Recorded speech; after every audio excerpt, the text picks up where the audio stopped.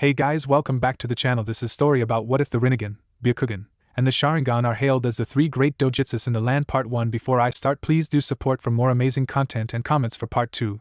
Do consider to subscribe my channel and share my video to your friends and check out the description as well. Let's start the video. Iruka was currently sitting at his desk taking a break from grading his students' papers. His classroom was currently empty because of the fact that it was currently lunch/recess period. Unlike other teachers who like to hang out in the lounge during this time of day, Iruka liked to catch up on grading his students' homework after he ate his lunch. The scarred Chunin's thoughts wandered onto one particular student, Naruto Uzumaki. Out of all of the students in his class, Iruka felt the most drawn to the resident prankster of the class. Iruka supposed that he was drawn to Naruto because both of them were orphans and, unlike Sasuke Uchiha, had to deal with being a social outcast. However, in Iruka's mind, Naruto's lot was worse than his own had been growing up. Unlike Iruka, Naruto had to deal with the stigma of being a demon container. Although the attacks against his person had stopped some years ago, Naruto still had to deal with being shunned by practically the entire village. Iruka didn't want to imagine trying to grow up as alone as Naruto was. Naruto's situation altogether was a fate that Iruka wouldn't wish on his worst enemy, and defiantly not a kid like Naruto. Propping his head up with his hand, Iruka sighed and thought about Naruto's academic situation. Naruto had to be the worst student that Iruka had ever tried to teach. The boy was constantly scraping by in the more intellectual parts of the academy's curriculum. As for his applied ninja skills, Naruto was only average at best at taijutsu, slightly below average at ninjutsu, and pathetic at genjutsu. To make the whole matter worse, in Iruka's opinion, Naruto was loud and liked to spend a good deal of his time pulling pranks. While some of Naruto's pranking skills could be translated into good trap-making skills, it wasn't helping Naruto in the areas that he needed it. Sitting back in his chair, Iruka thought about what he could do to help out his, although he wouldn't admit it, favorite student. Naruto didn't have the benefit of a ninja clan to help oversee his training or to go give him a slight edge over the non-ninja clan students. Unlike some students, like Sakura Hirano, who didn't have an active ninja currently in the family, Naruto wasn't good at book learning. Actually, Naruto at times didn't seem to be good at sitting down for long periods of time. Iruka's eyes suddenly lit up as that last thought of his caused a flash of inspiration to occur. A small smile started to form on Iruka's face as he thought over his sudden plan. The idea was genius in its own right, and Iruka was surprised that no one had tried it with Naruto before. Sadly, Iruka realized that the reason no one had tried it was because most people didn't care enough to help Naruto out. With the small amount of people that cared about Naruto, the chances of someone else thinking of this plan was quite small. Iruka also realized that Naruto would have to be approached in a certain manner in order for this plan to work. However, Iruka was sure he could help Naruto pull the boys' grades up and maybe even cut down on the number of pranks that were pulled in class. Class was over for the day and Iruka's students were happily walking out the door. Just as Naruto was walking past Iruka's desk, Iruka calmly spoke, "Naruto." Much to Iruka's relief, Naruto stopped walking out the door and turned to face the scarred Chunin. With a friendly smile on his face, Iruka continued speaking, "You're not in trouble, but I would like to talk to you. Will you please go sit down in the front row? I'll get to what I want to say once everyone leaves." Due to a few of his classmates snickering at him, Naruto's cheeks became a little rosy. However, Naruto respected Iruka and quietly got out of the line of academy students leaving the room. Besides, Naruto hoped Iruka may just be going to take him out for ramen. Sitting down in one of the seats that Iruka told him to sit down in, Naruto impatiently waited for his classmates to leave the room. Iruka closed the door behind Choji as the big-boned boy left the classroom and turned to face Naruto. Looking up at his favorite teacher, Naruto called out, "Why did you have me stay behind? Is it because they've recognized my awesome skills and are going to promote me?" Iruka had to bite back a slight chuckle as he slowly shook his head.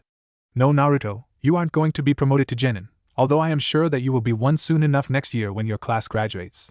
Naruto had a slight pout on his face when he heard Iruka's news, but soon brightened back up.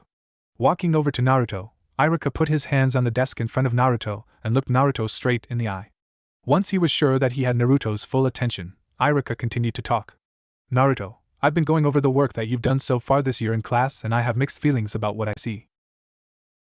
Naruto's attention was even more focused on Iruka than had been. With a slight bit of apprehension in his eyes, Naruto waited for Iruka to continue. With a gentle and brotherly smile on his face, Iruka continued, "Naruto, you have the potential to be a great ninja, but you aren't working on realizing that potential." Iruka hastily continued talking to prevent Naruto from protesting this last fact. "You see, Naruto, you have 3 problems that you need to overcome if you want to start reaching your true potential.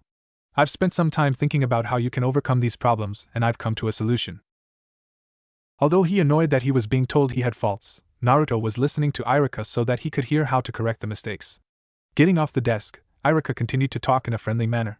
Your first problem, Naruto, is that you have trouble controlling your enthusiasm and emotions. Enthusiasm and emotions are very good and an important part of what makes us both human. However, both of these things cause trouble for ninjas if they're not kept in check. I'm not saying that you have to be cold like Sasuke is, but you need to learn some control.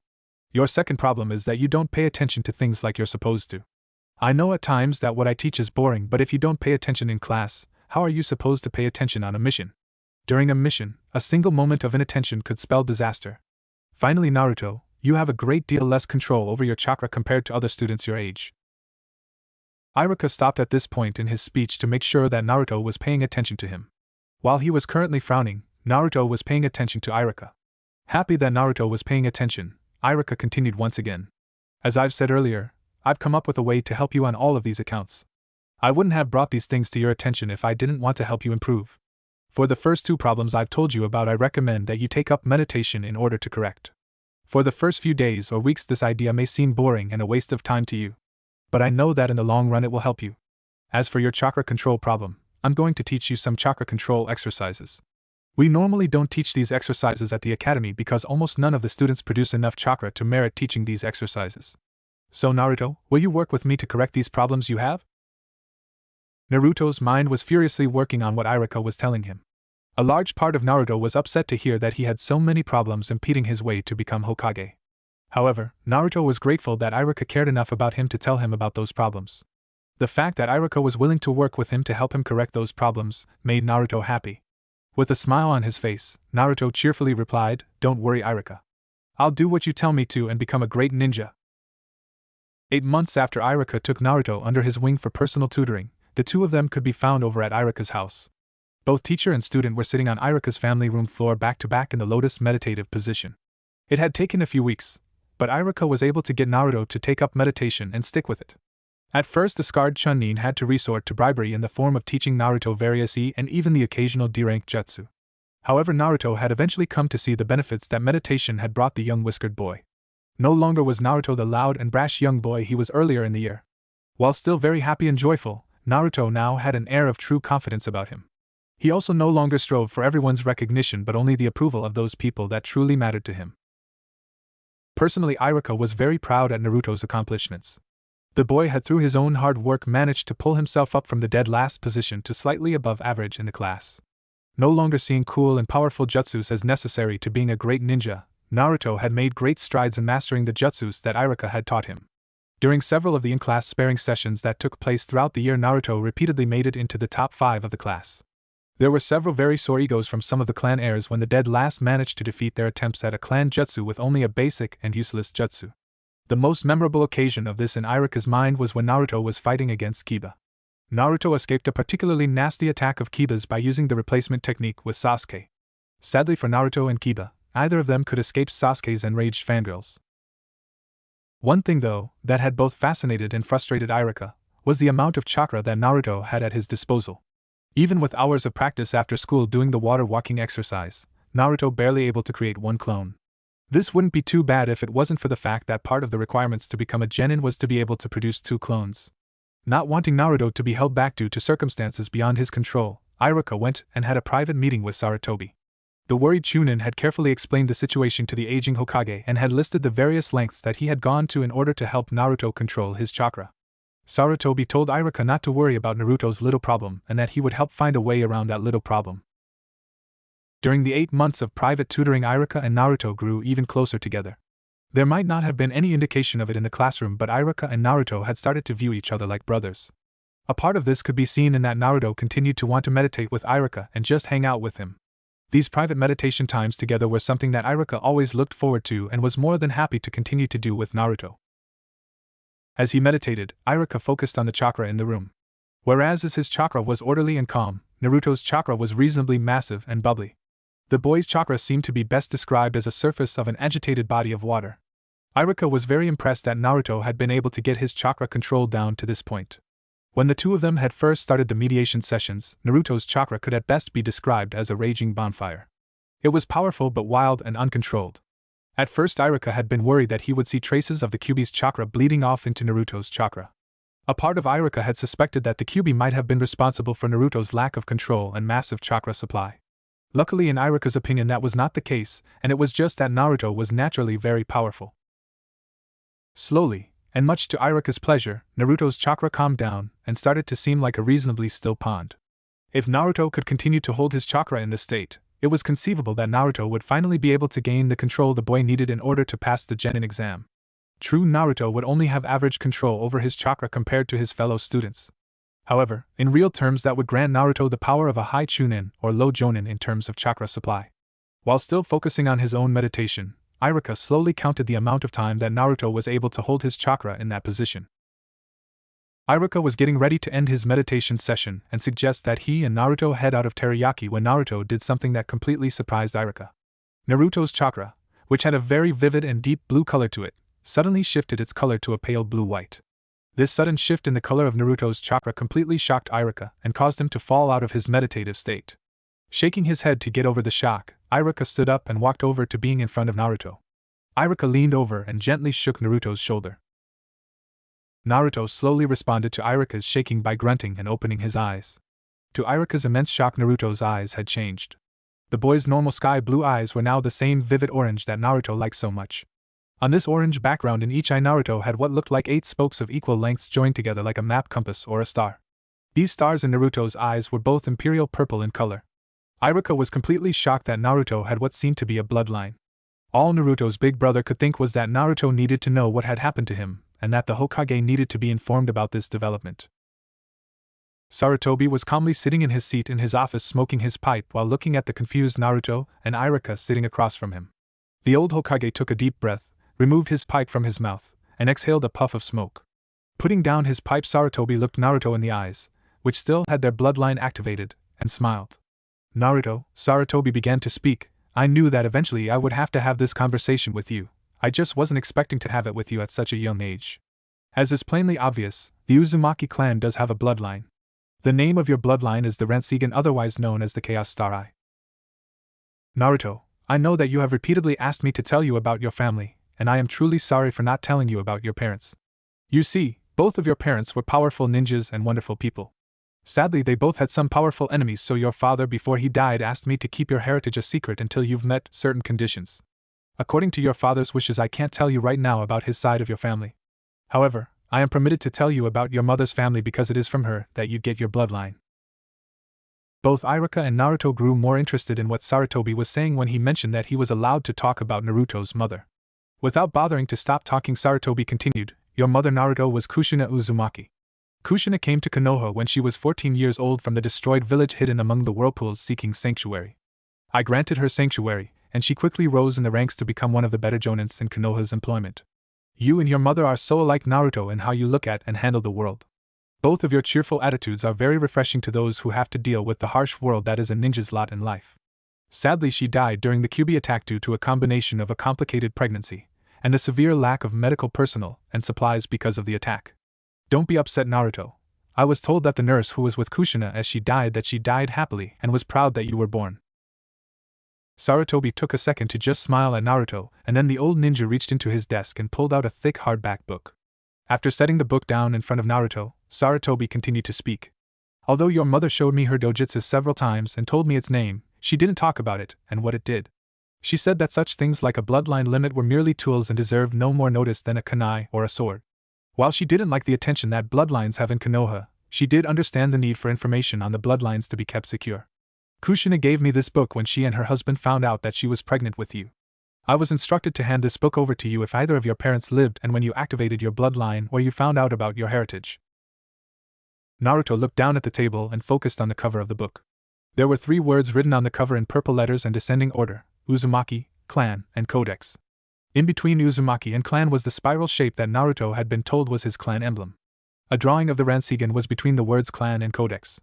For a boy who had never known his parents, the book seemed to be worth more than anything else that Naruto had ever seen. That book represented a connection to something that Naruto had always wanted: a family. Naruto gently picked the book up and clutched it tight to his chest. A grandfatherly smile slowly spread across Sarutobi's face. The old Hokage considered Naruto to be as much of a grandson to him as Konohamaru was. Being able to give Naruto such a precious gift as that book represented was something Sarutobi had wanted to do for a while. Wanting to wrap this business up so that Naruto could go read the Uzumaki clan codex, Sarutobi said, "Naruto, after you read your clan book, would you please tell me what your bloodline allows you to do? It would help me when I have to place you and your classmates on genin teams if I know what your abilities are." Also, Sarutobi stopped for a second to pull out a small scroll and hand it to Naruto. "I know how hard you've been working to try and get the clone jutsu under control. From what Irika has told me, it sounds like you just have too much chakra to be able to do the jutsu well enough to pass the academy standards, so I found this more advanced version of the clone jutsu for you." Curious as to what technique Sarutobi was giving him, Naruto opened the scroll to see Shadow Clone Jutsu written as the heading. Naruto looked straight into Sarutobi's eyes as if asking his grandfather for an answer. As if to answer Naruto, Sarutobi started to explain himself. This jutsu requires a far greater amount of chakra compared to the regular clone technique to work. Kushina actually brought that technique to Konoha with her. She told me that the Uzumaki had invented the technique so that they could have a reliable clone technique to use. Please don't share that technique with your classmates. It is extremely dangerous for the average ninja below Chunin rank. Naruto nodded his head to show that he understood what Sarutobi was telling him. It was late at night and Naruto was currently reading the Uzumaki clan codex in his bed. The codex started off telling him the origin of the Uzumaki clan. According to the codex, there were once 3 brothers who had studied under the 6 Realms Sage. Once the brothers' training was complete, the 6 Realms Sage took the 3 brothers to a sacred shrine. Naruto's ancestor had apparently never written down where this shrine was and what exactly happened there. All that his ancestor had told Naruto's forefathers about what happened at that shrine was that the brothers were offered a choice by the spirit of the shrine. The choice was a simple one: which do you seek the most, power, prestige, or knowledge? The youngest brother had chosen power as his answer, and would go on to found the Uchiha clan. Prestige was the option of choice to the middle brother, and that person would go on to eventually founding the Hyuga clan. Finally, the eldest brother, Naruto's ancestor, had given the answer that he sought knowledge. Once the 3 brothers' answers were given to the spirit that the shrine was dedicated to, the brothers and their teacher left the shrine. Shortly after they left their teacher and the shrine, a quarrel broke out between the 3 brothers. That quarrel caused the 3 brothers to each go his separate way and, although they did stay in contact via letters, never see each other again. The eldest brother eventually came to what would become the land of whirlpools, and he established a hermitage. It was after several years in seclusion that Naruto's ancestor had developed the very first Rinnegan. Over the next decade after the Rinnegan appeared, Naruto's ancestor started to pick up some students. Eventually, a rather timid girl who was recorded as being the daughter of a local farmer captured the elder brother's heart, and the two were married. This happy couple only had one child, a cheerful and energetic son that they named Jimmu. Jimmu would apparently go on to spend his life fighting to protect the land of whirlpools from various bandits, and even modern ninjas that were starting to show up. It was Jimmu that gave the family the name of Uzumaki.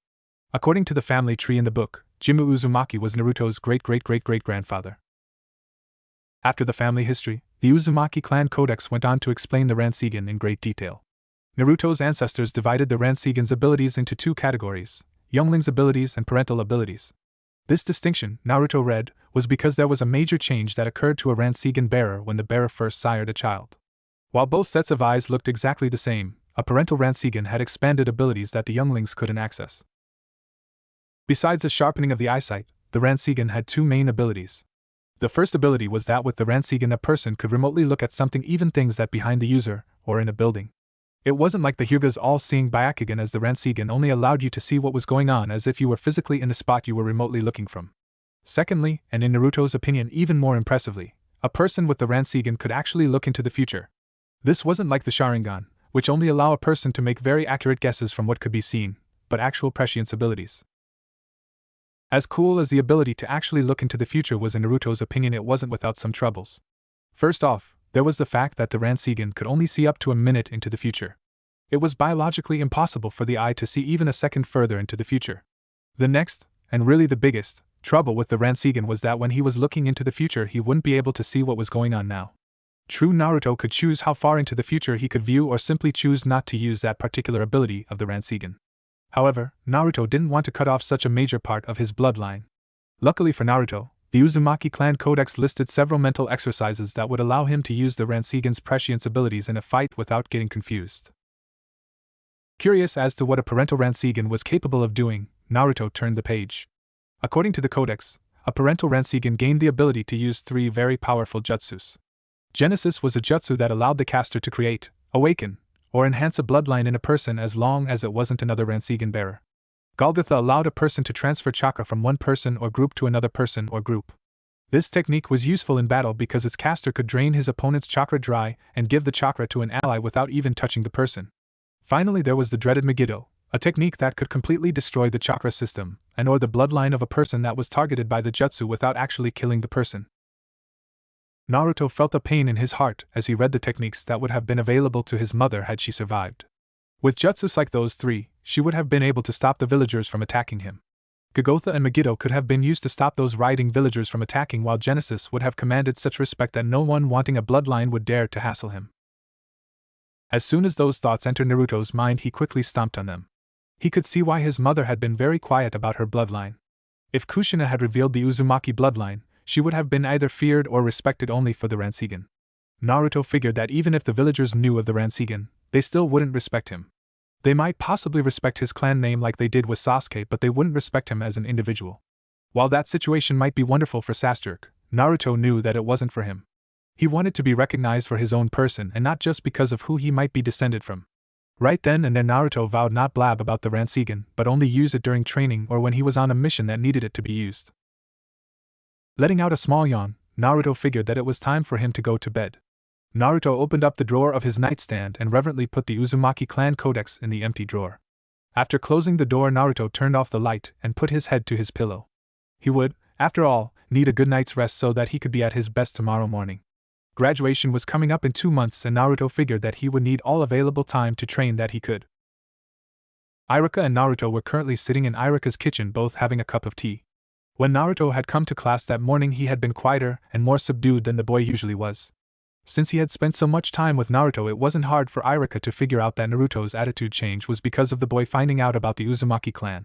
Worried about his little brother, Iruka calmly said, "Naruto, how are you holding up after what you found out yesterday?"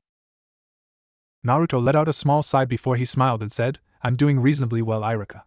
The Uzumaki clan codex has a lot, and I mean a lot, of information on my clan and the Rinnegan." Seeing Iruka's curious face, Naruto continued to talk. "Did you know that the Uzumaki, the Uchiha, and Hyuga are all descended from 3 different brothers who trained under the 6 Realms sage? I bet you never imagined something like that before. Or the fact that the Uchiha are descended from the youngest of the 3 brothers, while my clan, on the other hand, is in fact descended from the oldest of the 3. Naruto cracked a slightly wider smile as he looked at Iruka's shocked face. That little revelation of Naruto's had completely shocked the scarred Chunin. The origins of the Uchiha and the Hyuga clans had always been a complete mystery to Iruka or any other person that Iruka had talked to about those clans. Both the Uchiha and the Hyuga were notoriously tight-lipped when it came to the origins of their clans. In fact, it had been whispered by some people that the Uchiha and Hyugas themselves didn't know of the origin of their clans and their bloodlines. The most popular and widely accepted theory among the Konoha ninjas was that the Sharingan, and thus the Uchiha clan, was an offshoot of the Hyuga clan. Personally, Iruka had never believed this theory as it had too many variables and inconsistencies for his tastes. To have that particular mystery solved greatly pleased Iruka, who was a closet detective novel fanatic. Although he was pleased with having that mystery solved, Iruka became very worried for Naruto. The political ramifications for Konoha if the origin of the Rinnegan, Sharingan, and Byakugan became common knowledge were immense. While some of the nastier parts of Konoha would be enraged that the demon brat was connected to 2 noble clans, that was not what worried Iruka. By the laws of Fire Country, and thus Konoha clans could only separate under certain rare circumstances. Unless the Uzumaki clan codex had a written account of one of these very limited circumstances happening, then there were in fact no Hyuga or Uchiha clans. At least, the Hyuga or Uchiha clans wouldn't exist in a legal sense. From a legal standpoint, the Hyuga and Uchihas were in fact Uzumakis with Naruto as their clan head. If Naruto chose to reveal this fact, he would automatically become a chieftain and would, despite any protests that people would be sure to throw, have all of the political power that the Uchiha and Hyuga clans had accumulated. Looking over at Naruto, Iruka could see that Naruto was well aware of this fact.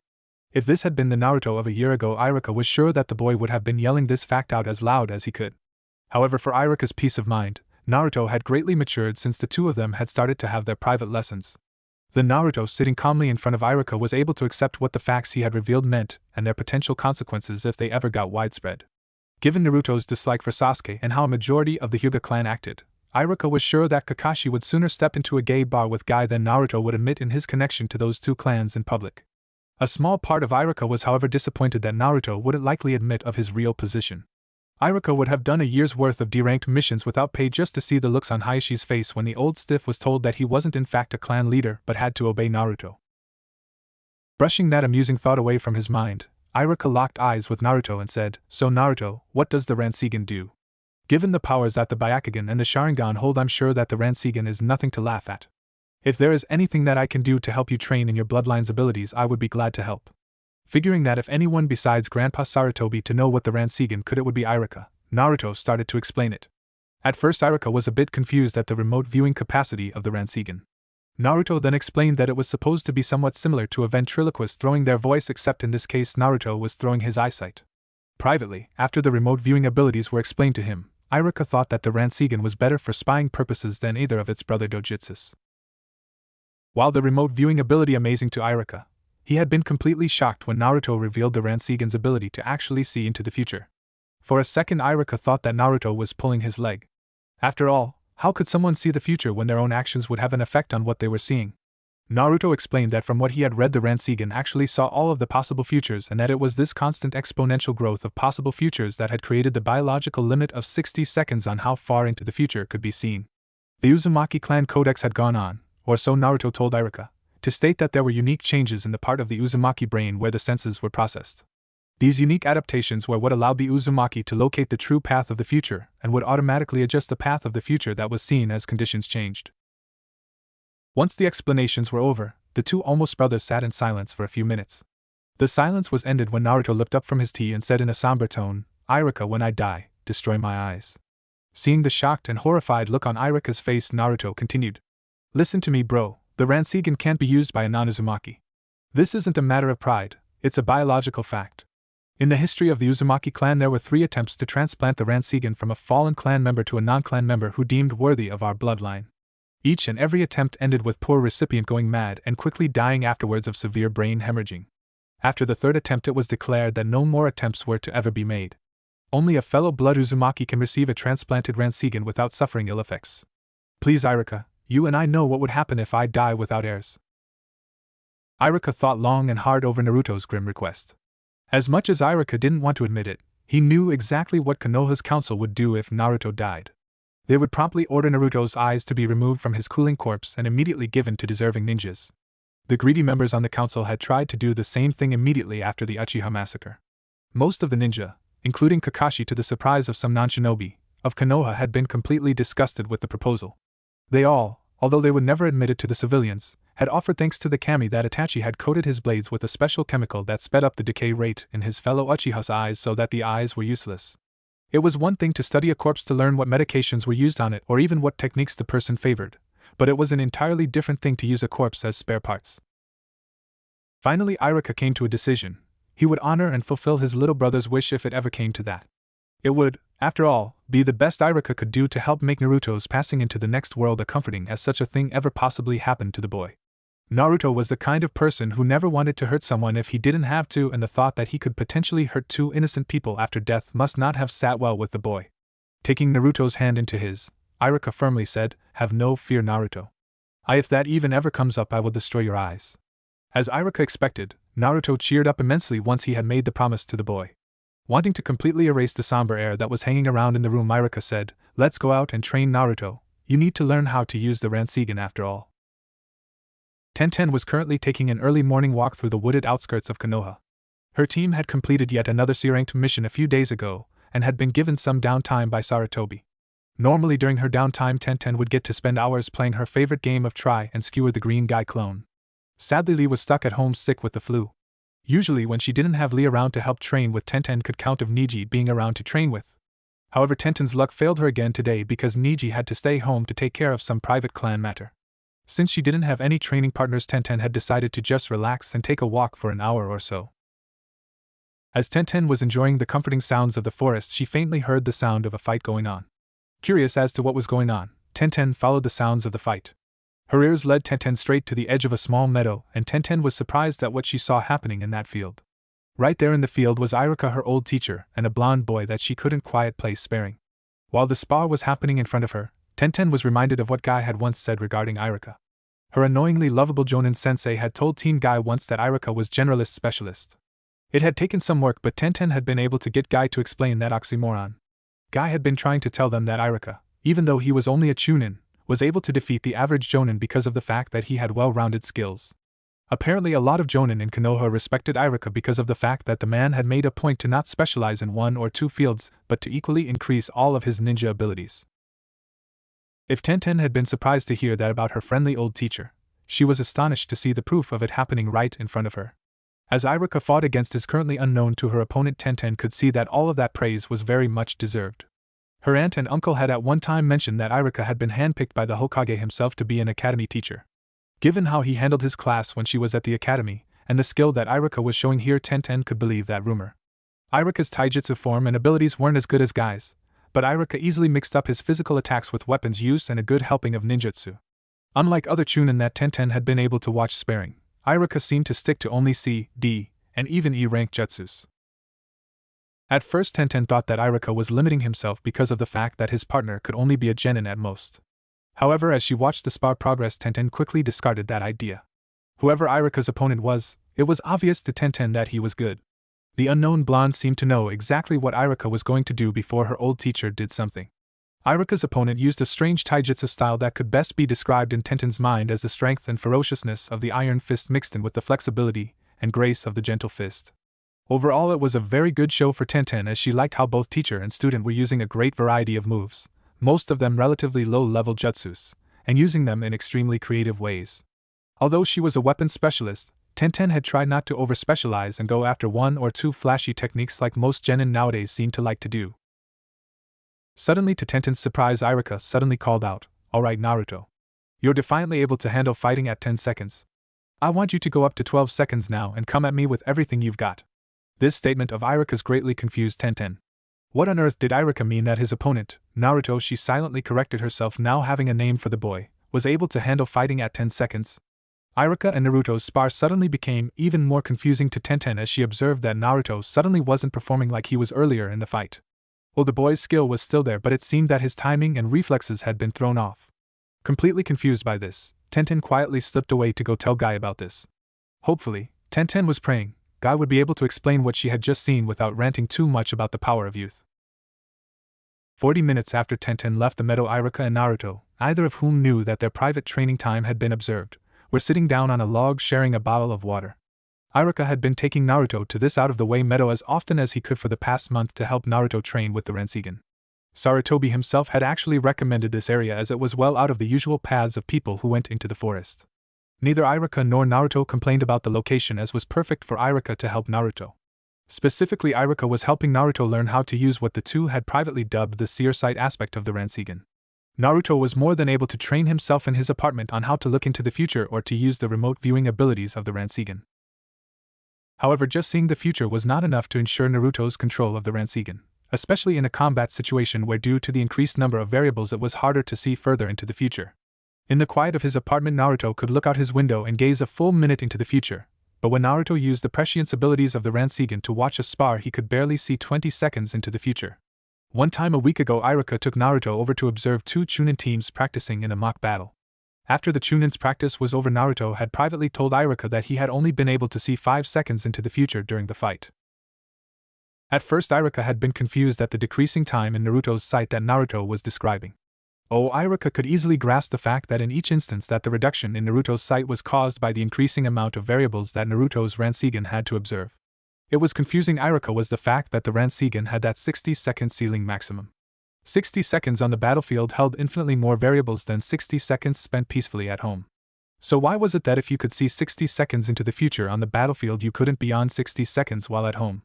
Naruto had told Irika when he asked that question that the Uzumaki clan had been stumped by that question and had given up trying to solve the answer. The 60-second limit was just a fact of life with the Rinnegan. Besides, since when did looking into the future follow any laws of logic? Naruto, who had just finished off the water bottle, turned to Irika and said with a big smile, "So Irika, how did I do? What do you think of my reconstruction of the Yuzusen-ken, Thousand Fists of the Whirlpool, style?" At the back of the Uzumaki clan codex there had been several storage seals that were set to open only to Naruto, or a descendant of his if the boy had had one. Inside the storage seals, Naruto had discovered a small library of books. Among the books was a book containing the Uzumaki clan taijutsu style with step-by-step instructions to take someone new to taijutsu all the way up to a grandmaster level. Iruka turned to look down at his younger brother and gave Naruto a big smile before starting to go into an in-depth analysis. Overall, Naruto, I would have to say that you're doing great in the Yuzusen-ken, and that overall your taijutsu level right now is mid to high genin bordering on low chunin level. As for using your Rinnegan, I must say that I'm impressed with your control and ability. Just remember to not go past 10 seconds for now if you're in a fight for real. Given your consistent performances in both in class and privately with me, I know that you have the genin test in the bag. Guy, the great beautiful green beast of Konoha as he would describe himself, was walking into the Hokage Tower with a surprisingly serious look on his face. As Guy walked through the corridors, every ninja that could scurried away from him. They weren't running from killing intent, of which Guy was producing none, but from the instinctive knowledge that they didn't want to get in his way. Something in the back of their brains was telling them that if they got in Guy's way now, they would wish that they had been forced to watch that infernal sunset of Guy's for 10 hours straight. Ignoring the protests of the Hokage's secretary, Guy walked into Sarutobi's office and slammed his hands on the old leader's desk. Sarutobi looked up from the paperwork that he was previously doing to stare at Guy's frowning face. In his usual dignified voice, Sarutobi calmly said, "Yes, Guy, is there something that I can do for you?" Guy stared down into Sarutobi's eyes and said in a surprisingly harsh tone for Guy, "Yes, there is something you can do, Lord Hokage. Explain." There was a slight confusion in Sarutobi's eyes as the old leader couldn't quite figure out what Guy wanted an explanation of. Before Sarutobi could voice his confusion, Guy clarified his demand. "I've just had an interesting conversation with my student Tenten. She was walking through the woods today and stumbled upon Iruka and a certain boy named Naruto sparring. As she watched their spar, she heard Iruka say, and I quote, 'You're defiantly able to handle fighting at 10 seconds. I want you to go up to 12 seconds now.' Why, Lord Hokage, did you not inform me that Lady Kushina-sensei's child had survived?" Sarutobi took a deep breath as he had known that this conversation would have to eventually happen. Inwardly, Sarutobi was cursing his luck that it was Guy and not Kakashi that he was having the conversation with first. Now he had to pay off half of Swanda's gambling debt. It just wasn't fair. Tsunade was the legendary sucker and almost never won. Shoving all thoughts of how he was going to avoid the poorhouse to the back of his mind for the moment, Sarutobi collected his thoughts and prepared to answer Guy. Thanks to the Kyuubi attack, all of the people that Naruto's parents had requested in their wills to take care of the boy were dead. If I had told either you or Kakashi that Naruto had lived, you both would have demanded custody. Both of you were only 14 years old at the time and totally incapable of raising a child. Even you two had decided to team up. The courts would have ruled that Naruto be placed into state custody. Thus Naruto would be right where he technically is now, except that he would have to deal with IWA assassins all the time, and would be a bone of contention among the greedier of the council members. Only I, Jiraiya, Swanda, the head doctor of the hospital, and the fire daimyo know Naruto's full heritage. Naruto and Iruka only know of Naruto's maternal heritage, and that's because Naruto has activated his bloodline limit. Guy silently listened to Sarutobi's reasons for keep Naruto's survival a secret, and had to admit that they were good ones. As much as he wanted to deny it, Guy knew that Sarutobi had made the best call that the old man could. Taking a deep breath, Guy said, "Does Naruto know of the burden he carries?" Sarutobi shook his head, and Guy figured that Sarutobi would reveal that fact and Naruto's full heritage to the boy when it was best for the boy. Before Guy left the Hokage's office, he called out over his shoulder, "I have Lady Kushina-sensei's twin Kodachi set at my house. They'll be at Naruto's doorsteps by sundown, or I'll do 10,000 laps around Konoha on my hands." Naruto approached Grandpa Sarutobi's office and wondered why he had been summoned. Iruka had privately whispered into Naruto's ear as Naruto was getting his forehead protector that Gramps wanted to see him privately after class was over. Currently Naruto was wearing baggy black pants, his forehead protector, and a black t-shirt that covered by his black with orange patches jacket. At Naruto's sides attached to his belt were Gideon and Joshua, his mother's Kodachi that had mysteriously appeared at his apartment a month ago. All Naruto knew about how they had come to him was a note that said that someone had been keeping them safe and that it was time for them to be returned to their rightful owner. Gramps' secretary politely nodded her old head and motioned for Naruto to go on into the Hokage's office. Sarutobi had a smile on his face as he watched Naruto enter into his office. His unofficial grandson always managed to bring a smile to Sarutobi's face, and that was a gift that Sarutobi found quite precious in his old age. This was the first time that Sarutobi was seeing Naruto with his forehead protector proudly marking the young man as one of Konoha's shinobi. At that moment Sarutobi was reminded of a moment years ago when Jiraiya had proudly introduced his own genin team to Sarutobi. That thought pained Sarutobi as he thought about how it was supposed to be Minato here proud at Naruto's accomplishments. With a wave of his hand, Sarutobi motioned for Naruto to sit down in the seat available. Once Naruto was comfortable, Sarutobi started to talk.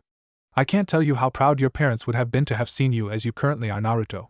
Your growth this past year at the Ninja Academy, once certain problem areas were pointed out to you, has been tremendous. In fact, your personal and professional growth has impressed several teachers at the academy who I am told had previously given up on you, calling you a lost cause. Coming for such obstinate mules as these people who said this to me is, in my opinion, a bigger title of distinction than the overhyped title of Rookie of the Year. Seeing the sparkle in Naruto's eyes when he had told the boy these things brought a good deal of mirth to the old Hokage. In his old age, Sarutobi had long ago realized that it was the small things like this that made life worth living.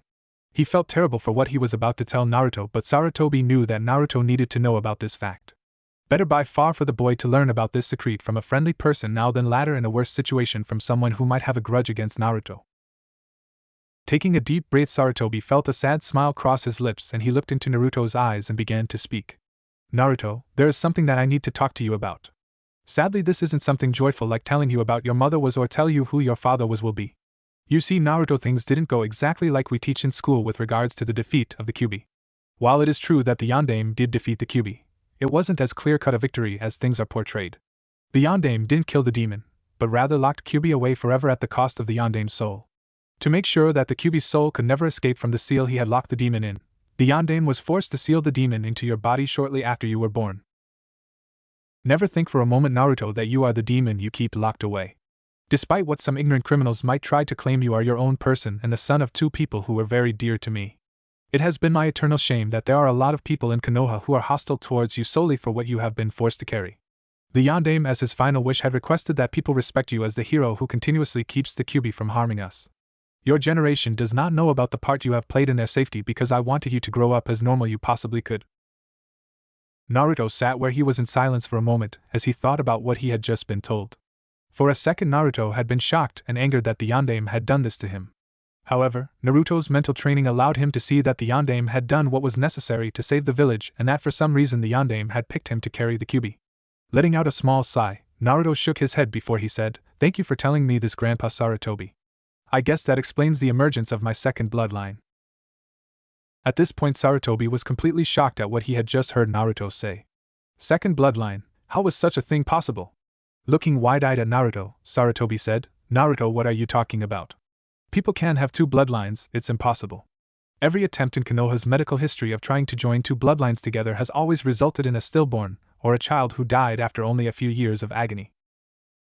Giving Sarutobi his trademark fox grin, Naruto said, "Gramps, all of those attempts that you've mentioned were doomed the moment they were foolishly concocted. If you look closely, you will see that all the clans involved in that mess had bloodlines of the same type." There was a confused look on Sarutobi's face, so Naruto continued to explain. "As you know, the Uzumaki clan has over its history been very deeply connected with bloodline formation. Due to this, my ancestors have made many, and I mean many, very meticulous notes on bloodlines and everything that has to do with them. While I have no doubt that the doctors at Konoha's hospital tried very hard to help those poor individuals involved, they just don't have the knowledge that the Uzumaki have in that department.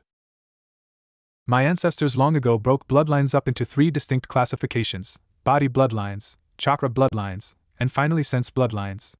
Doujutsus like the Rinnegan or the Byakugan are an example of a sense bloodline. Elemental manipulation like the Shodai Hokages would release and the Hataki white chakra are both prime examples of chakra bloodlines. Finally, you have the believed to be extinct dead bone pulse as an example of a body bloodline. It has been noted that a fertile person can have up to 3 different bloodlines and live a long, healthy life. However, there can only be one bloodline in a person from each separate class that I have mentioned." Sarutobi just sat there in his chair with his mouth hanging wide open. In 2 minutes, Naruto had completely thrown out over 100 years of medical study and wisdom, and the boy was acting like he was talking about the weather. What made the whole situation so painful was the fact that what Naruto's ancestors had figured out was so blaringly obvious. The only reason that Sarutobi could figure that someone hadn't pointed this out already was the fact that the people involved were mostly trying to find a way to create a new bloodline drawing on the power of parents' bloodlines. Inside his mind, Sarutobi grumbled that only the Uzumaki could figure out a way to pull off something that the rest of the world had labeled impossible. Naruto got up from his chair and started walking towards the door to leave. After he passed Sarutobi's desk, Naruto stopped and said, "Just so you know, my second bloodline is a body bloodline. It grants me the ability to rapidly regenerate the cells in my body by pouring chakra into my cells. While I am by no stretch of the imagination immortal, this bloodline of mine does make me extremely harder to kill. I probably developed it in response to the Kyuubi, and the seal that was placed on me to keep it from escaping. Well, I've got to go. Have fun figuring out which teams I and my classmates are going to be on, Grandpa Sarutobi." The next day, after being told about the Kyuubi, Naruto was in the Hokage Tower once again. Naruto had had to go in today in order to get his ninja identification photo taken. Instead of heading straight home after his business with the record department was taken care of, Naruto headed off to the Hokage's offices. Passing by the Hokage's secretary, Naruto called out, "Good day, I'm here to bring some documents that I know Grandpa Sarutobi will want to have a good look at." Receiving a casual nod from the secretary, Naruto opened the door and went into Sarutobi's office. Once the door was closed, Naruto called out, "Good day, Gramps." Sarutobi looked up from his desk and smiled, seeing Naruto's cheerful face. Before Sarutobi could ask why Naruto was here, the boy said, "During our talk last night I realized how I was unintentionally hurting this village by keeping all of the Uzumaki clan records to myself." Reaching into his coat, Naruto pulled out a stack of papers that were tied together. Placing the stack of papers on Sarutobi's desk, Naruto said, "I had several shadow clones stay up all night copying these pages out of several clan books. These papers contain the Uzumaki clan notes on how a person can have multiple bloodlines. Also, there are notes on how to make a type of paper that will allow you to determine which of the three categories a person's bloodline or bloodlines are." There was a small tear in Sarutobi's eye as he reached over on his desk and picked up the papers that Naruto had put down. It was very rare that a ninja clan, even one as small as the Uzumaki currently were, to ever give a copy of their clan records. Most people thought that the reason why Konoha's libraries contained only E and D ranked jutsus with the uncommon C ranked and very rare B ranked jutsu was due to village security. Actually, the truth of the matter was that none of the clans would give up anything higher than a D ranked jutsu when Konoha was founded. The small supply of C and B ranked jutsus were in the library because of a few generous ninjas like the Shodai who had wanted to help out those without a clan become good ninjas. Sarutobi had placed the precious documents that Naruto had given him into his desk and was about to thank Naruto when the door opened. Into the room came running Konohamaru with a shuriken in his fist and yelling out, "Today's the day I defeat you and become Hokage." Sadly for Sarutobi's would-be defeater, Konohamaru tripped over his scarf. Quickly picking himself up off of the ground, Konohamaru looked around himself. Pointing an accusing finger at Naruto, the little boy called out, "Hey, you tripped me." Now the months of meditation and training with Iruka may have calmed Naruto down a great deal, but Naruto still was impulsive and emotional. Most of the time the whiskered boy was able to keep those tendencies of his under control. However, Konohamaru managed to somehow bypass Naruto's self-control. Thus, to Sarutobi's shock and surprise, the old Hokage watched as one of his grandsons started to strangle the other one. Naruto did this by holding Konohamaru up in the air by the little boy's scarf. Looking Konohamaru in the eye as he held the boy up in the air, Naruto said, "Get your facts straight, moron, before you start throwing accusations around." At that point, Konohamaru's private tutor Ebisu came barging into the room looking for Konohamaru. On seeing Konohamaru as he was, Ebisu demanded that Naruto let go of Konohamaru. After Naruto set the boy down, Ebisu started scolding Naruto, stating that Naruto was an uncultured ruffian for treating the Hokage's grandson like he was. Naruto replied to Ebisu's remarks by yelling at the man, "Sir, if I'm an uncultured ruffian, then you're a useless kiss-up. As Konohamaru's teacher, you should be teaching the boy to use his head. Being the relative of a Kage out on the field only means that you're a bigger target for the enemy. Teach the brat to stand on his own instead of hiding in his grandfather's shadow." With that said, Naruto stormed out of the office complaining about self-important nobodies. During Naruto and Ebisu's argument, Konohamaru watched on in silent surprise. Konohamaru was completely surprised at how Naruto had reacted to the news that he was the Sandame's grandson. Everyone that Konohamaru had met outside of his family always treated him with the utmost respect and let him get away with anything he wanted to. It was because of the fact that no one would dare refuse the honorable grandson that Konohamaru had started to pull pranks. He was sick and tired of people just seeing him as the honorable grandson and had been hoping that eventually someone would snap from his pranks and treat him like a regular kid. To Konohamaru's surprise and joy, he had finally found someone in that blonde-haired whiskered boy who was treating him as his own person. Okay, so being chalked by his scarf while being called a moron in front of his grandfather had been painful and humiliating. As far as Konohamaru was concerned, it was a small price to pay for being acknowledged by his own name instead of honorable grandson. Seeing that Ebisu was going on and on about only he could help Konohamaru succeed his grandfather, Konohamaru quickly ducked out the door to go look for Naruto. 3 hours and 4 escapes from Ebisu after first meeting Naruto in his grandfather's office, Konohamaru was finally able to locate where Naruto had gone to. Currently, Konohamaru was looking out onto a meadow where about 24 Naruto clones were hard at work. 12 clones were standing up in the trees throwing shuriken at a Naruto on the ground that was busy deflecting the shuriken with 2 kodachi. The other 12 shadow clones were currently meditating on the undersides of tree branches. Finally, there was one Naruto off to the side who was doing sit-ups. Deciding that it would be safest to approach the Naruto doing sit-ups, Konohamaru slowly walked over and said, "Mister, can I talk with you?" Naruto looked up into the slightly nervous face of Konohamaru and said, "Sure, Konohamaru." Getting into a sitting position, Naruto yelled out at the shadow clones in the meadow, Time's up, boys. Disperse yourselves one at a time in 5-second intervals. I don't want to deal with a headache like last time. Konohamaru watched in amazement as the Narutos in the meadow did exactly as the Naruto sitting next to him told them to. Seeing the look of surprise in Konohamaru's eye, Naruto said, "They're shadow clones. My family on my mother's side has a long history of generating a lot more chakra than other people, but at the same time having a lot less control. Someone in the family came up with this jutsu, and it allows the user to create an actual physical clone instead of an illusion. Everything that the shadow clones learns I learn when the clones disperse. So what do you want to talk to me about, Konohamaru?" For the next hour, Konohamaru and Naruto talked about things in Konohamaru's life and about both of their dreams to become Hokage. Unknown to Konohamaru, but known to Naruto, who simply pretended otherwise, Ebisu was standing on a tree branch listening to the conversation. At first Ebisu had wanted to come in and take Konohamaru away from Naruto. However, Ebisu had refrained from doing that as he noticed that his charge was practically spilling his heart out in front of Naruto. Ebisu learned more about Konohamaru listening in on that hour-long talk than he had in the past 6 months. At the end of Konohamaru's talk about himself, Naruto, to Ebisu's surprise, said, "I understand where you're coming from, Konohamaru. Both of us want to be recognized for who we are and not what the villagers see when they see us. You want to step out of your grandfather's shadow and not be loved by the villagers only because of the fact that you are the Hokage's grandson. On the other side, I want to step out of scorn that many villagers have for me." Seeing the surprise and confusion on Konohamaru's face, Naruto went on to explain. "You see, Konohamaru, I was born on the exact day of the Kyuubi's attack on Konoha.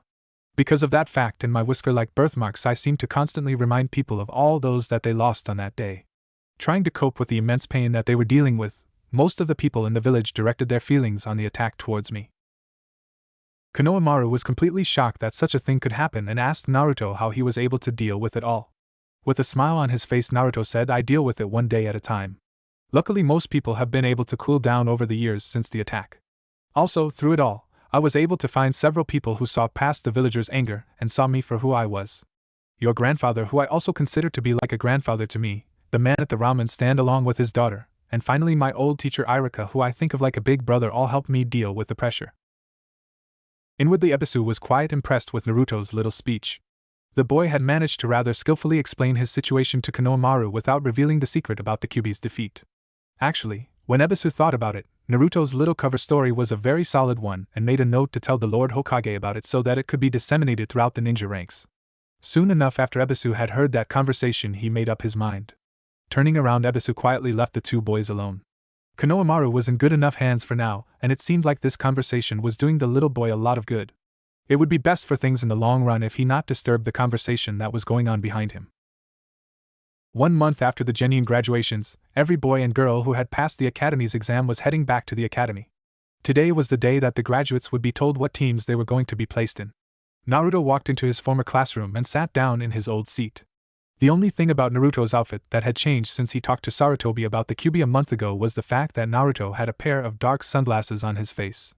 This slight change in Naruto's wardrobe was because Naruto had decided that the sunglasses would help hide the fact that he had a doujutsu. Thanks to the Rinnegan's remote viewing abilities, Naruto could set his viewing point just beyond the sunglasses, making it like he wasn't even wearing them. Slowly, as the minutes passed by, the rest of the graduates trickled in by ones and twos. There was a proportional increase in the noise level of the classroom as the number of genin in the classroom increased. With the large amount of people moving about and talking, Naruto figured that this would be a good time to practice using the Rinnegan. Naruto's control over his doujutsu had improved thanks to a month of daily practice with Irika. However, Naruto was still unused to using the Rinnegan in such a chaotic environment. 5 minutes after the last genin to graduate from Naruto's class walked in the door, Irika strolled in with a clipboard in his hand and a smile on his face. That smile rapidly degenerated into an eye tick as Irika stood there at his desk and was completely ignored by most of the genin in front of him. Irika really loved kids and enjoyed working with them, but these graduates should have had the common decency to stop talking when he first walked into the room. Seeing no noticeable diminishment in the noise level of the classroom, Irika used his very own gargantuan head jutsu to get the graduates' attention. Everyone paying close attention to him thanks to the gargantuan head jutsu, Irika smiled and started to talk. "Now that I have everyone's attention, I would like to say a few words. You all may have graduated from this academy and have become ninja, but you have not reached your true destination. As you all know, genin is the lowest level of qualified ninjas in the world. There is a long way for you all to go until you are able to become chunins, and hopefully jonins. Your jonin senseis will help you in every way that they can to reach your potential. However, this is a two-person process. Each and every one of you must work with your senseis to bring out the power that rests inside of each and every one of you. Look around you at your fellow graduates. School rivalries, petty grudges, young crushes, and class titles that have been with you throughout your school days, none of those things mean anything in the real world. Despite what you may or may not think, you're all beginners and all equal. These young men and women you see next to you are your fellow shinobi. In the future you can expect to work with them, bond with them, cry with them, bleed with them, and yes, possibly even die with them. Our lives as shinobi are dangerous and uncertain. Only through the unity of teamwork and our individual strengths are we able to survive in this world. This academy has done its best to prepare you for this harsh life, and I hope to God that none of you precede me into the grave. The mood in the classroom was a somber one for a few minutes as Iruka's words hung in the air like a mist. Iruka then turned his attention to his clipboard and started calling off teams and team members. For the most part, Naruto was only listening with half an ear as the names were called, waiting for when his team would be called by Iruka. Things got interesting when Iruka called out Team 7, which was made up of Sasuke Uchiha, Sakura Haruno, and someone called Sai. No one in the classroom knew who Sai was, and so someone asked Iruka who Sai was. With a friendly voice, Iruka answered, "One of the councilmen has been privately tutoring several potential ninjas in an attempt, or so I've been told, to prove the inadequacies of the ninja academy. While Sai has passed all of the requirements to be a genin, the lack of data on him has caused the Hokage to pair the boy up with Sakura and Sasuke." Everyone in the classroom nodded their heads, assuming that the Hokage had made this arrangement because of the fact that Sasuke was Rookie of the Year and Sakura had earned the title of Top Kunoichi. Personally, Naruto didn't care about why Sarutobi had made that call. What was on Naruto's mind was the fact that there were 27 genins in the classroom, which would mean that someone wouldn't be named to a team here. Naruto was curious as to what would happen to the one genin whose name wouldn't be called. As Iruka finished calling out the members of Team 10, Naruto silently cursed his luck. It seemed that the fates had decided to allow Naruto to find out the answer to his question by being the odd man out. Naruto, quite annoyed that no one else in the classroom seemed to have noticed the fact that his name wasn't called, said in a friendly voice, "Sensei Iruka, what am I to do since my name wasn't called?" Immediately the whole classroom was filled up with surprised chatter from many shocked genin. Iruka, Naruto, and Shino, all sweat dropped as they watched the gaggling genin. In the back of the three's minds were running one single thought: how could you not have noticed this fact? Managing somehow to resist the impulse to bash his head on the desk, Iruka politely coughed into his fist. Once the genin had managed to quiet themselves down, Iruka proceeded to answer Naruto's question. "According to the principal, who I talked to before I came in here, you're supposed to head up to the roof about an hour before the Jonin senseis arrive. There are 2 other genin, one from each of the other 2 graduating classes this year, who also weren't placed on a team in their home class that will meet you there. The 3 of you are going to form a genin team." At the appointed time, Naruto headed up to the roof as he was directed. Opening the door in front of him, Naruto walked out onto the rooftop just as his 2 new teammates walked out onto the rooftop as well from 2 different exits. To Naruto's left was a girl with long obsidian black hair, and who was wearing a plain forest green 2-piece Chinese dress outfit. On Naruto's right was a boy with brown hair in a tapered cut. The boy was wearing brown cargo pants, a white sleeveless button shirt, and had a sword strapped onto his back. Taking one last quick look at his 2 new teammates, Naruto said, "My name is Naruto Uzumaki. Would you 2 please tell me your names?" The girl to Naruto left said with a pleasant voice, "Rei Higurashi, Genin, and one of your new teammates." With a friendly gruff voice, the second male on the unnamed team said, "Iori Kusanagi. Hopefully we'll all be able to work together." The 3 young ninjas stood where they were for a minute and then slowly started to walk towards each other. Once they were within arm's reach of each other, they all stopped walking. Naruto lowered himself to the ground and sat down Indian style. Rei and Iori, seeing nothing wrong with what Naruto was doing, quickly, and in Rei's case elegantly, sat down. Opening his mouth, Naruto said in his usual friendly voice, "I think that we should talk about ourselves a bit." Noting the look of surprise in Rei's emerald eyes and Iori's black eyes, Naruto quickly said, "What I meant is, that we should get to know each other. Each of us is from a different class, so we know nothing about each other. It would help us in our teamwork if we weren't total strangers." Rei's face had a thoughtful look on it for a moment before she gave Naruto a small smile to show her approval. Iori gave a gruff nod to show his support for Naruto's idea. Thinking about what to tell his new teammates, Naruto closed his eyes for a moment, and then opened them. "Alright," Naruto said, "I'll go first since it was my idea. I like reading my clan scrolls that Grandpa Sarutobi saved for me, and I dislike close-minded people. My hobbies include practicing my various shinobi skills and hanging out with my old teacher Iruka, who I think of like a brother.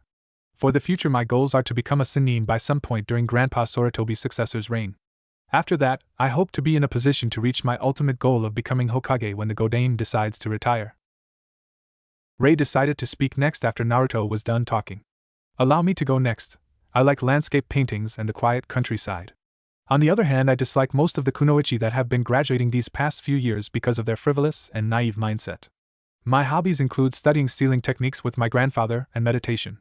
I don't have any lofty goals like Naruto, but currently I am hoping to become a jonin, and I want to help my older brother Katsuhito run my clan when my grandfather dies. Iroy then said in a friendly, but slightly aggressive voice that reminded Naruto of Kiba, "So this is the part where I tell you two about Mia? Alright then, I like hearing about tales of valor and bravery while I hate cowards and people who give up. For hobbies I would have to say that I like playing shogi and practicing my kenjutsu. My dream is to win back my family sword that Orochimaru stole from my uncle who had decided to remain in grass country when my clan moved to Konoha." For the next hour the three members of the unnamed team slowly got to know each other and talked about their individual abilities. One thing that had quickly come up was the fact that they were more alike than they had at first thought. All of them had purposely held back their abilities and what they showed at the academy. Their reasons varied as to why they had held back, but each of them was happy that they were on a team containing team members all stronger than the Rookie of the Year. Each of them, it turned out, also was reasonably proficient in a weapon of choice in addition to the standard weapons that the academy trained hopeful ninjas to use. For Naruto it was his twin Kodachi. Iori was trained in the use of the straight sword on his back, which he claimed was the same balance and weight as his stolen family sword, and finally Rei was trained to use a naginata. When Iori asked Rei where she hid such a large pole arm, she simply pointed to a bracelet on her wrist. Since Rei had mentioned that she had studied sealing techniques, Naruto and Iori deduced that Rei's bracelet must have a storage seal on it for her naginata. Since it was a time to talk of many things, Naruto figured that his teammates should also know about the Rinnegan. Taking off his sunglasses, Naruto opened his eyes and revealed the 8-pointed purple stars on orange backgrounds that were the telltale sign of the Rinnegan being active. After giving an account of the capabilities and limitations of the Rinnegan, leaving out the 3 abilities of the parental Rinnegan because there was no need to give out that information, Naruto sat back and watched his teammates' reactions. Rei gave a polite thank you to Naruto for revealing that fact about him, and Iori made the comment that most guys would give their right arm to have half of the abilities that the Rinnegan gave Naruto. Once she was done shooting a scolding glare at Iori for inappropriate comment, Rei said, "Since you've told us about that, I guess I shouldn't hold back. You see, the Higurashi family also has a bloodline. The two of you probably haven't heard about the Higurashi bloodline because most of the Higurashi clan have traditionally gone to become shrine keepers instead of ninjas. My bloodline allows me to use a unique chakra release known among my family as Reitun. Spirit release allows me to use jutsu that directly attack a person's chakra reserves and chakra system. The damage done by these attacks can have the healing process sped up by the use of medical chakra. Also, with training, my bloodline allows me to greatly strengthen or weaken any seal that I can touch." While Iori made a comment about never making Rei angry at him, Naruto was making a private note to talk to Rei in private later. It wouldn't be a good thing for her to accidentally weaken the Yondame's seal. After he was done with his remark about Rei, Iori said, "It seems that the 3 of us surprisingly have yet another thing in common. The Kusanagi have a bloodline that gives us a great deal of control over fire. My family doesn't need to use hand signs to perform a fire jutsu, and the chakra costs of those jutsus are a great deal less for us than they would be for other ninjas. Unfortunately, the Kusanagi, due to the nature of our bloodline, are utterly incapable of performing water jutsus and actually have a great deal of trouble mastering the water walking chakra exercise. My classmates don't know about my bloodline because I didn't want to deal with comments about having a foreign bloodline." In the Hokage office, Sarutobi was looking into his crystal ball on the team bonding happening on the roof of the academy with a big smile. These 3 young ninjas were, whether they realized or not, already laying down the foundations of a great team. Since the final test in order for a genin team to become an official team was one of teamwork, Sarutobi marked down on his notes that they had already passed. What was the point of giving them a test when they had already passed a better one of their own creation? Truly, revealing your strengths to your teammates and then listening as they did the same without any prompting showed that these 3 were ready for the life of being genin of Konoha. Looking up from his crystal ball, Sarutobi saw Chusa Akimichi walk into his office. Very politely, Sarutobi inquired what Chusa thought of his new genin team. "Well," began the gentle jonin, "this is a very interesting team. Usually genins with bloodlines are spread out among various genin teams so that more teams can benefit from the strengths of the various bloodlines. May I inquire, Lord Hokage, why such a team has been constructed?" With a friendly smile on his old face, Sarutobi said, "Yes, this team is highly unusual, but I have good reasons for placing them all together. My first reason is that each of them is a good deal more mature than their classmates how they look at things. Also, each of them is sadly an outcast in their respective classes. Rei, because of her good looks and realistic outlook on the ninja lifestyle, was practically ostracized among the girls of her class while the boys of the class were after her for her looks only. Iori was teased by his fellow students because of the fact that his parents moved here only a year before he was born and the fact that his family has had their clan swords stolen from them just before he was born. As for Naruto, the causes for his sad state of isolation are known to both of us. Despite these obstacles thrown against them, each of these youths has managed to reach where they are now without becoming jaded or hostile towards their fellow classmates. Part of the reason I think that these three were able to handle these pressures were the fact that they each had people that they could turn to for help. Another thing that these three have done to help themselves cope with the pressure they were under was to fake their actual abilities. Pretending to only be average while we're among the top 5 of their class and getting away with it must have amused the three of them to no end. And they were good at getting away with this. Only their own teachers and the principal of the academy knew or figured out the charade these three were playing. Sadly, all of these facts make it that there would be a great deal of friction if they were placed with a team made up only of their own classmates. I am sure that these three, who are used to hiding their abilities from their classmates, would have trouble opening up about their real abilities to the people they have been hiding from. On the other hand, their classmates would most likely become bitter towards them once these three decided to stop hiding behind their masks. Such a situation, as I know you can see, would only cause a complete breakdown of team unity. Only away from their fellow classmates will these three have a chance to drop their masks and flourish like they are meant to. While I was waiting for you come over here, Chuza, I was observing your new team. There is no need to test them on teamwork as they have already proven to me that they already have the basic foundation of teamwork required to pass. If you are curious, they've proven themselves to me by opening up about themselves to each other. They are by no means the tight friends that you and the rest of the Ino Shikacho trio were at the start of your genin days. But then again, that is to be expected as they have just met while you and your genin teammates had known each other for years at that point.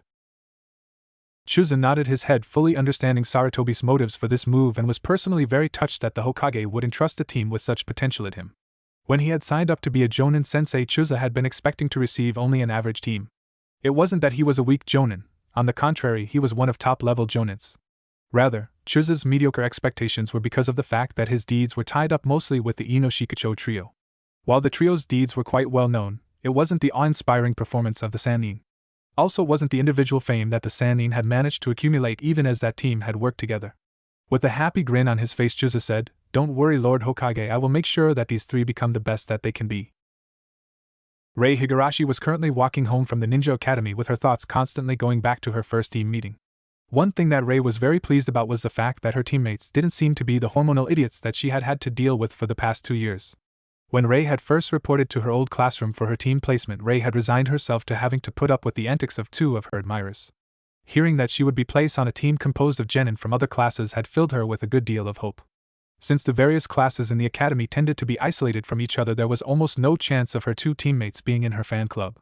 So it had been with hope that Rei had gone up the stairs to meet her new teammates. When she considered her teammates, Rei figured that she had lucked out very well considering what she had been expecting.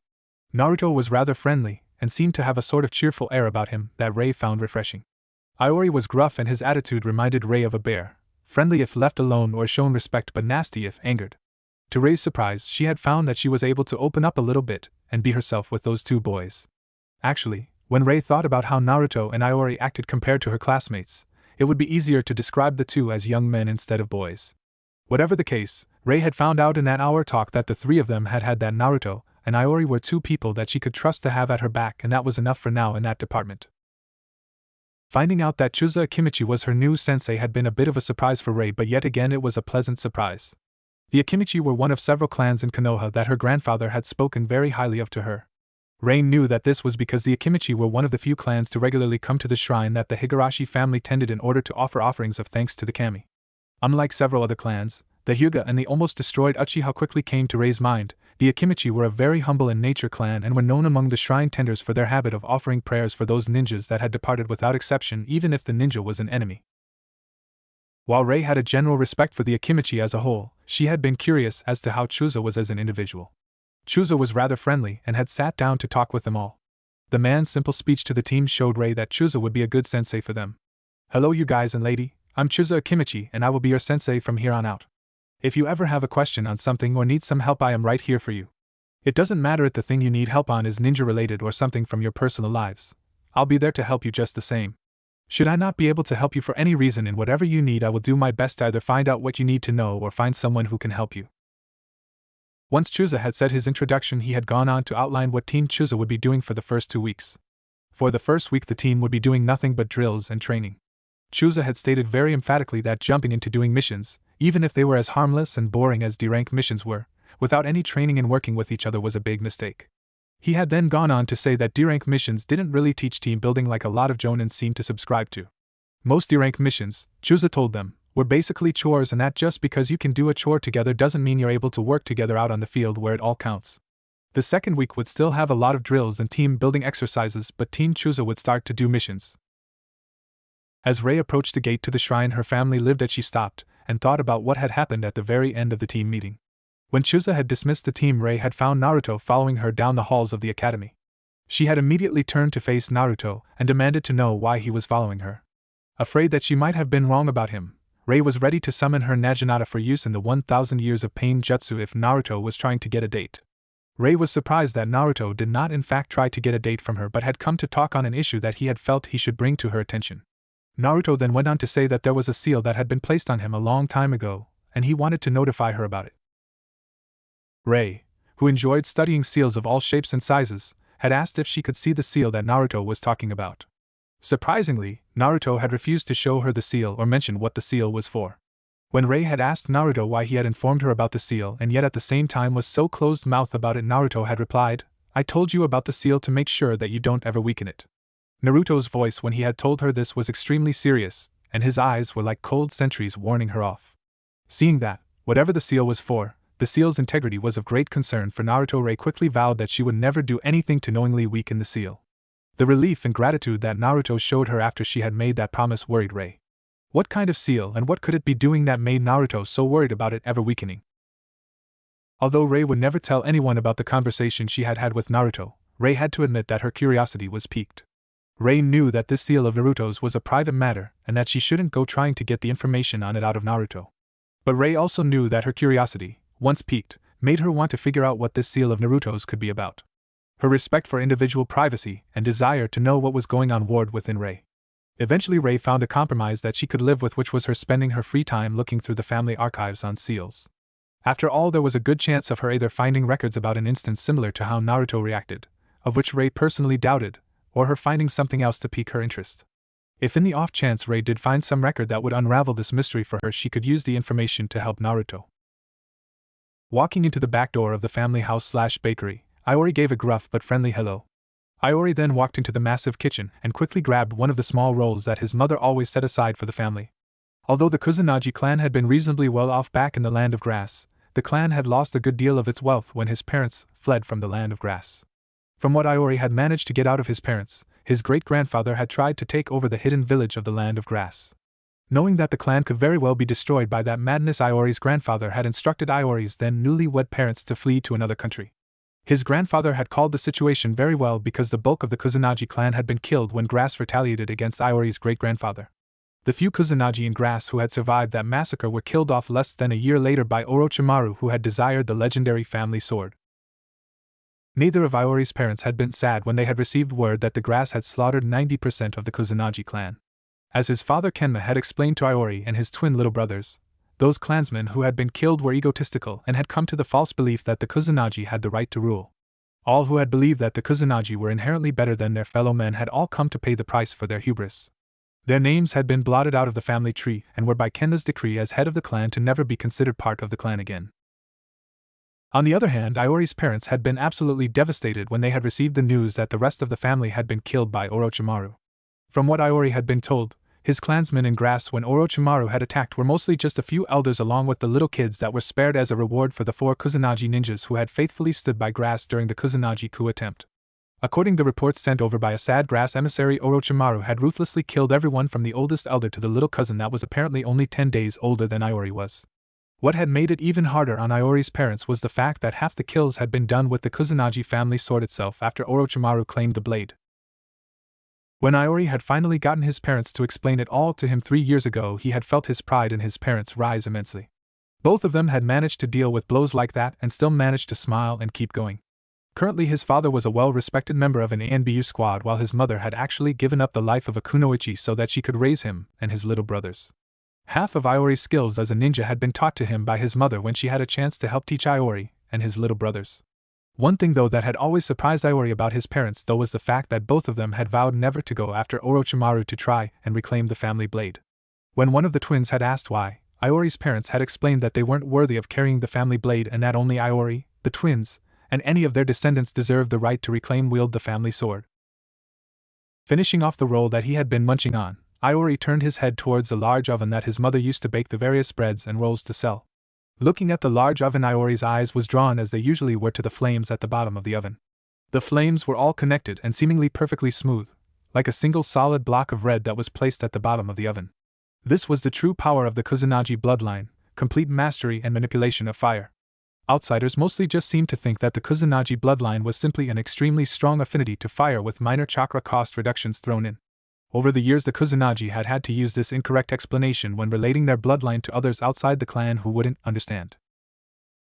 This poor description of the family bloodline had always frustrated Iori because people at times seemed confused that the Kusanagi couldn't use water jutsus, and had a great deal of trouble water walking exercise. After all, these ignorant outsiders would said, having an elemental affinity simply means that it's easier to learn and use a certain type of jutsus. Also, those knowledgeable people would continue on to say, water walking is chakra manipulation and not elemental manipulation. It must all be in your heads that you have trouble with these things. Oh, how at times Iori had wished he'd just use fire style, fire dragon flame projectile on those useless morons and get away with it. The truth of the matter was that the Kusanagi and fire were brethren and partners.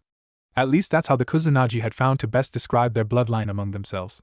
Fire flowed through the veins of every Kusanagi, warming them with its powerful embrace. It freely gave itself to protect and serve each member of Kusanagi, as was shown in the fact that Iori could use AB rank jutsu such as fire style, fire dragon flame projectile for about the chakra cost that non-Kusanagi needed to use for the C rank jutsu fire style, great fireball technique. Known masters of fire manipulation spent years and decades training to do what came naturally to the Kusanagi, and very rarely did the masters ever equal the control that the Kusanagi possessed over the flame. This great gift that the Kusanagi had in their bloodline also came with a great price. Water seemed to recognize the Kusanagi as only enemies to be destroyed. Oh, the Kusanagi could have a glass of water, bathe, or swim like normal people. However, the instant a Kusanagi extended his chakra away from his body, water seemed to lash out at the Kusanagi. This was why it was impossible for a Kusanagi to perform water jutsus. As for water walking, Kenma had described walking on water to Iori once as trying to walk while in the middle of a great earthquake. His mother had once told Iori that Kenma had once managed to walk on water for 30 minutes, something that was only average for most jonin but awe-inspiring to the Kusanagi. Thinking back on his new team, Iori let out a small smile. Neither the blonde boy Naruto nor that rather attractive, but not his type of girl, Rei made any smart-ass remarks that Iori had come to expect when he revealed the official explanation of his bloodline. Instead, both of his teammates had calmly accepted his explanation of the Kusanagi bloodline and had proceeded to move on to other topics. That made the two of them okay in Iori's book, and he was more than willing to work with them as a genin team. If today's conversation was any indication, Iori was sure that Team Chusa would have a long and successful future. Chusa Akimichi was happily walking into the front door of the Akimichi clan home carrying 2 fresh hogs on his shoulders. His wife had asked him to stop by the butcher's after he was done with his new genin team, and as far as Chusa was concerned, what his wife wanted she would get. Passing through the front door and gently closing it with his foot, Chusa called out, "Honey, I'm home and I brought home the bacon." Laughing at his little joke, Chusa headed into the kitchen where he knew his loving wife would be. When Chusa walked into the kitchen, he was greeted by his sweet and lovable wife, who gave him a big kiss on the lips. Mrs. Akimichi then reached over and took the hogs off of Chusa's shoulders and carried them over to the spit in the open fireplace oven. Since Mrs. Akimichi was technically Chusa's 6th cousin, she had the same stout physique that the Akimichi were famous for. Standing back and out of the way, Chusa watched as his sweet and lovable wife happily prepared the 2 hogs he had brought home. As she was in process of putting on a layer of flavoring onto the hogs, Mrs. Akimichi called out, "So dear, who did you get as your new genin students? What are you planning on giving them as their true genin test?" With a big smile on his face, Chusa crossed his arms over his chest and said in his jovial voice, "I've got a great team, honey. It's kind of different from most teams you or I've run across because they're all from different classes in their year. They're rather interesting because they're all actually a lot stronger than they showed in the academy. In fact, the Lord Hokage seemed rather proud of how strong they all are and how well they managed to hide it during their academy days. At least, he looked very proud of this fact when he mentioned it to me. To make things even more unique, the Lord Hokage told me that giving these kids the second genin test wasn't needed. They had already shown their ability to work together in satisfactory levels by getting to know each other and to start talking about their abilities as ninjas. Mrs. Akimichi was carefully listening to her husband as he talked about his team. She could hear the pride in Chuza's voice as he talked about his team, and she had to admit that his team sounded like it would be a great one. When she heard who was on Team Chuza, Mrs. Akimichi brought her head out of the fireplace and said, "Didn't I tell you that there was something special about that Uzumaki boy? You better make sure that he does well in his studies under you. That poor boy doesn't get the respect that he deserves for what he's been doing for this village. As for the other two, I've talked to Iori's parents and Rei grandfather. It's really such a shame how all three of those kids were treated in the academy. I'm just glad that our Choji never joined in on the teasing that his classmates seemed to enjoy doing so much." Nodding his head, Chuza agreed with everything that his wife said.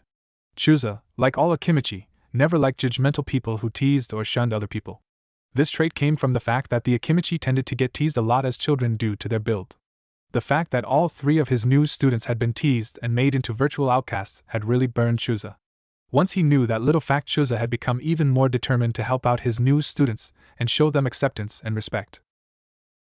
Chuza and his wife turned their heads towards the door when they heard their son Choji start to walk in the door. Choji came walking into the kitchen with his head hung low, prompting Chuza to ask, "What's the matter, Choji?" Looking up at his father, Choji went on to talk about how there was another test that his sensei Asuma was going to give Team 10 tomorrow. Continuing on, Choji stated how Asuma had stated that if they failed the test, then everyone in the team would have to go back to the academy for another year. Finally, Choji had mentioned that this one kid in the classroom, Naruto, was having to team up with complete strangers, and Choji was worried that Naruto wouldn't be able to pass whatever test the boy's sensei gave him. Throughout the boy's entire conversation, Choji had his head hung low in a slight depression. Putting a meaty hand on Choji's slumped shoulders, Chuza said in a jovial voice, "Don't worry, Choji. I have every bit of confidence that you'll pass this test. Just remember, Choji, that the key to the Inoshikacho combo team is the very same key that you need to get past this test. Also, I'm very proud of you, Choji, for your concern in regards to your fellow classmate. That shows strength of character, which is something far more important than strength of body. However, you don't need to worry about Naruto, he's on my new Genin team." A few minutes later, Mrs. Akimichi stated that dinner was ready and had Chuza and Choji carried dinner over to the dinner table for her. Promptly at 8 o'clock, every member of Team Chuza showed up at the training field that Chuza had stated would be the team's training field. For the first 2 hours after the team had gathered, Chuza had Rei, Naruto, and Iori doing various warm-up physical exercises. It was just some basic stuff like sit-ups, push-ups, crunches, stretches, and running many laps around the training field. The three genin on the team figured that this part of the training was mostly to help them improve their physical strengths and probably also allowed Chuza to gauge how fit each of them was. Because of this and the fact that Chuza was right there doing the exercises with them, no one complained about doing simple training. After the 2 hours of exercises, Chuza had everyone start to practice their taijutsu. Iori and Naruto had been ready to start sparring with each other when Chuza stopped them. Seeing the confused looks on Iori and Naruto's eyes, Chuza explained that for the first week, Team Chuza was just going to practice their taijutsu forms. Chuza went on to explain that this way each member of the team could practice their taijutsu and at the same time observe their teammates. This way, Chuza stated, each member of the team could start to learn what to expect from their teammates, and they could each better challenge each other when they did start to spar. Once the hour of taijutsu practice was over, Chuza basically had the team repeat it but doing kenjutsu this time. There was an hour-long lunch break after the kenjutsu practice was over, and Chuza had brought a picnic lunch for the team that Mrs. Akimichi had been kind enough to make. Sitting down in the training field munching on chips, sandwiches, and chips with 2 large bottles of soda to drink, everyone was able to relax and get to know each other better. During the picnic lunch, Chuza told his students various tales from his own genin days. The tales were enjoyable and quite humorous to Rei, Naruto, and Iori. However, they all saw that each of the tales had the moral that teamwork was essential for a ninja team to succeed. Once Team Chuza had finished their lunch, Chuza had each of his students demonstrate and then practice their ninjutsu jutsus. The 3 genin had every E rank and most of the D-ranked ninjutsus that Konoha had at its disposal down fully under their control. While their base ninjutsu skills were mostly equal, the 3 of them had branched out very differently after that point. Iori had concentrated solely on fire jutsus and wielded them with great control. Chuza was only mildly impressed when he saw Iori whip out a fire-style, fire dragon flame projectile as his strongest attack. Other jonin might try and label Iori as a prodigy for being able to perform such an attack, but Chuza had made the acquaintance of Kenma a while ago. Thus Chuza knew that Iori was, in Kenma's own words, good but not exceptional in his use of fire jutsus. Naruto's jutsu list both surprised and intrigued Chuza. Most of the jutsus that Naruto knew that were above D rank were defensive jutsus like Earth Style, Mud Overturn. From what Chuza could see, Naruto's jutsus were centered on the premise of using ninjutsu so that the enemy could be set up to be taken out with a taijutsu or kenjutsu strike. Considering the rather limited information that Chusa had on the Rinnegan, Chusa figured that Naruto's style made a lot of sense. Thinking about the ease that Naruto had with the Shadow Clone Jutsu, and the fact that the Uzumaki family had brought it to Konoha, Chusa made the decision to ask the Hokage later if a copy of the Shadow Clone Shuriken Jutsu could be given to the cheerful blonde. Rei's ninjutsu style was careful and efficient, Chusa mused. Although Rei had very large chakra reserves for a kunoichi her age, she still only had about 70% of the reserves that Iori had. As for comparing her reserves to Naruto, that just wouldn't be fair. Chusa didn't know many jonin who had reserves that could compete with the boy. Thus, to make up for this deficiency that Rei had compared to her teammates, she had developed superb chakra control. For attacks, Rei had two ninjutsus that she liked to use. The first was Spirit Release, Hand of Harmony. This attack involved Rei shooting out a chakra string from each of her fingers and thumb on one hand. The chakra strings would attach to an opponent's tenketsu, at which point Rei could proceed to use her chakra to destroy an opponent's chakra system. Sure, a person would eventually regrow their chakra system, but it would a painful experience. Rei's second favorite attack was Spirit Release, Penitent's Palm. That technique was a quick jab with one of Rei's hands covered in spirit chakra. She used that technique to attack a person's chakra reserves. According to Rei herself, the attack could only be stopped if someone stopped the blow or was able to overwhelm the attack with a massive amount of chakra. After 3 straight hours of ninjutsu practice, Rei, Iori, and even Naruto to an extent were exhausted. Lying down on the training field, the three of them were all hoping that Chusa would let them go home and rest. Sure, Chusa had been a wonderful sensei so far and all the points he had brought up were very good ones, but they had been training for 7 hours today. Walking up to his genin students, Chusa said in his usual voice, "Good job, you gentleman and lady. So far today you've proven that you deserve every bit of praise that the Lord Hokage said to me yesterday. Before I let you go today, there is one more thing that needs to be done." Rei, Naruto, and Iori immediately sat up and were paying a great deal of attention to Chusa. After all, it wasn't every day that you hear that the Hokage himself was giving out praise for you to your instructor. Besides, Chusa had said that after they did whatever it was he had planned, they would be free to go. To their surprise and confusion, Chusa brought out a large mat and set in on the ground. Next, Chusa brought out a large stereo and placed it off to the side. Finally, Chusa turned to his confused students and said, "For the next hour we shall start on your dance lesions." In complete unison, Rei, Naruto, and Iori let out aloud what that was heard throughout Konoha. With a slightly stern face, Chusa said, "You three may not see it right now, but dancing will be a big help to you three. The various complex dance routines will help you three get used to working with each other and moving as one. Once you three get good enough at this, you will start incorporating the use of some of your weaker jutsus to help you get your time and to further refine your teamwork. Besides these benefits to your teamwork, dancing will give you several skills that will help in a multitude of ways.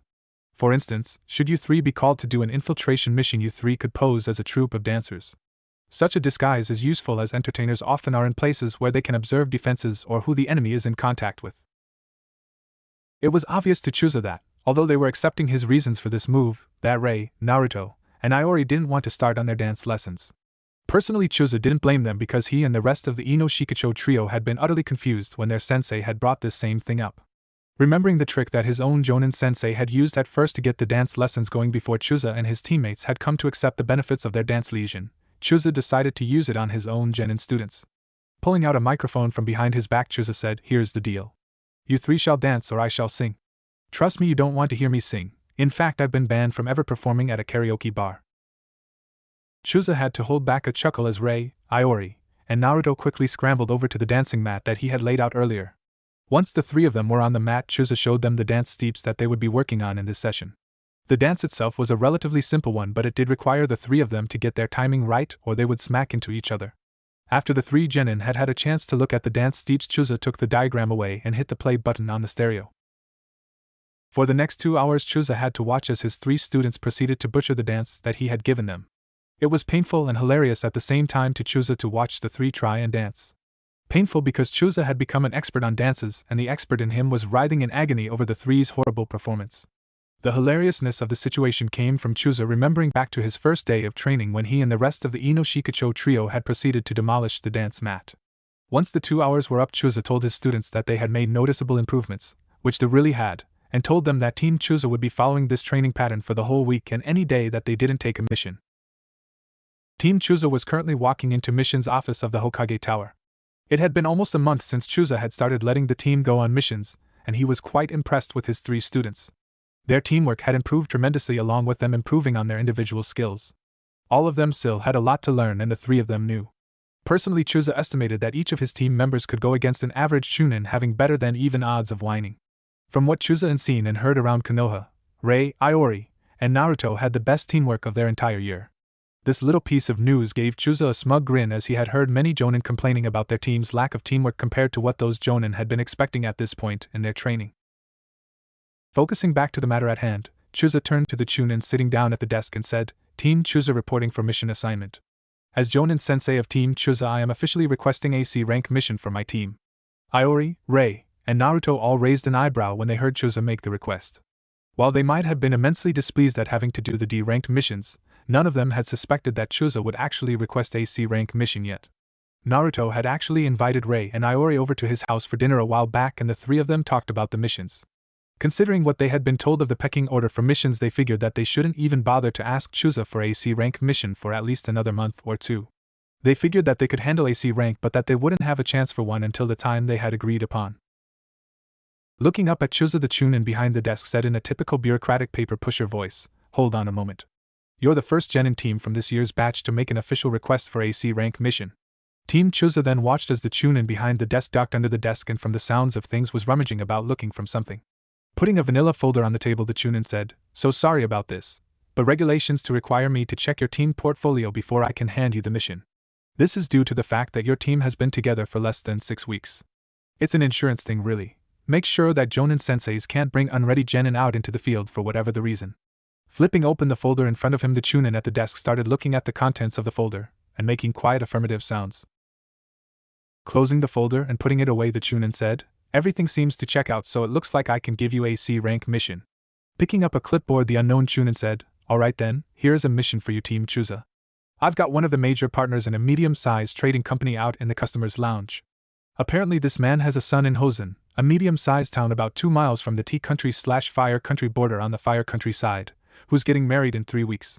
Your would-be employer wants to have a simple family heirloom delivered to his son in time for the wedding. Full details on this mission are available should you choose to accept the mission. What is your decision, Team Chusa?" Chusa looked over towards his students in order to see what they thought of the mission before he made the call whether to accept it or not. Rei had a reserved smile on her face along with a gleam in her eye that showed that she wanted to take the mission. Naruto's face was practically a lighthouse with the smile that he was giving off. As for Iori, that boy had a smug grin on his face and a look in his eyes that said get the mission or else. It was pretty obvious to Chusa that there would be no complaints from his team about taking this mission. With a slight nod of his head, Chusa said, "As leader of Team Chusa, I accept this mission for my team." The Chunin behind the desk nodded his head and handed Chusa a small piece of paper. Once the piece of paper was in Chusa's hands, the Chunin directed the team to head down to the customer's lounge and that their employer's name was on the paper. Less than 5 minutes later, Team Chusa was at the customer's lounge. There were several different people sitting in the lounge and all of them turned their heads to look at Team Chusa. With a clear but not too loud voice, Chusa called out, "Excuse me, ladies and gentlemen, but would Waka Tsuji please come forward? We are the ninja team that has been assigned your mission request." From one of the further back seats, a slightly chubby man with graying hair and a short gray goatee came forward. The man's clothes were refined, but not extravagant, showing that he was a man of some wealth who was rather modest about it. Bowing with his hands clasped together, the man said, "I am Waka Tsuji, and it is a pleasure to do business with you." Taking a quick glance at Rei, Naruto, and Iori, Waka raised an eyebrow and said, "You would take ones as young as these to do this mission? I know that this is only a simple delivery mission, but considering the distance that must be traveled, will these younglings be able to handle the danger? Neither I nor my son would want the deaths young ones such as these to be on our conscience because of an unlikely attack by bandits." Glancing down at his side, Chusa looked to see how his students were reacting. Rei was handling Waka's comments the best and just had a blank look on her face. Naruto just had a slight frown and a slightly annoyed look on his face. Iori was showing the most visible annoyance at Waka's comments and seemed to be ready to hit something. What made the situation so hilarious was the fact that they were standing in a row of Rei, Naruto, and then finally Iori. After capturing that image in his mind, Chusa said, "Do not worry, Mr. Tsuji, about my students. Every single genin that is on a Konoha ninja team has been trained to be able to defeat several bandits by themselves. When they're in a team, there is almost nothing short of another ninja that can stop a well-trained group of genin." Waka bowed his head and said in a humble voice, "My apologies, young ones. I did not mean to disrespect you three with my earlier comments. It was only out of concern for you three that I questioned the choice of you as the ninja that are in my employment for this task." All three genin relaxed when they heard Waka's apology and the reason for his remarks. Naruto made a small remark about how a person shouldn't judge others by their age, causing Waka to smile.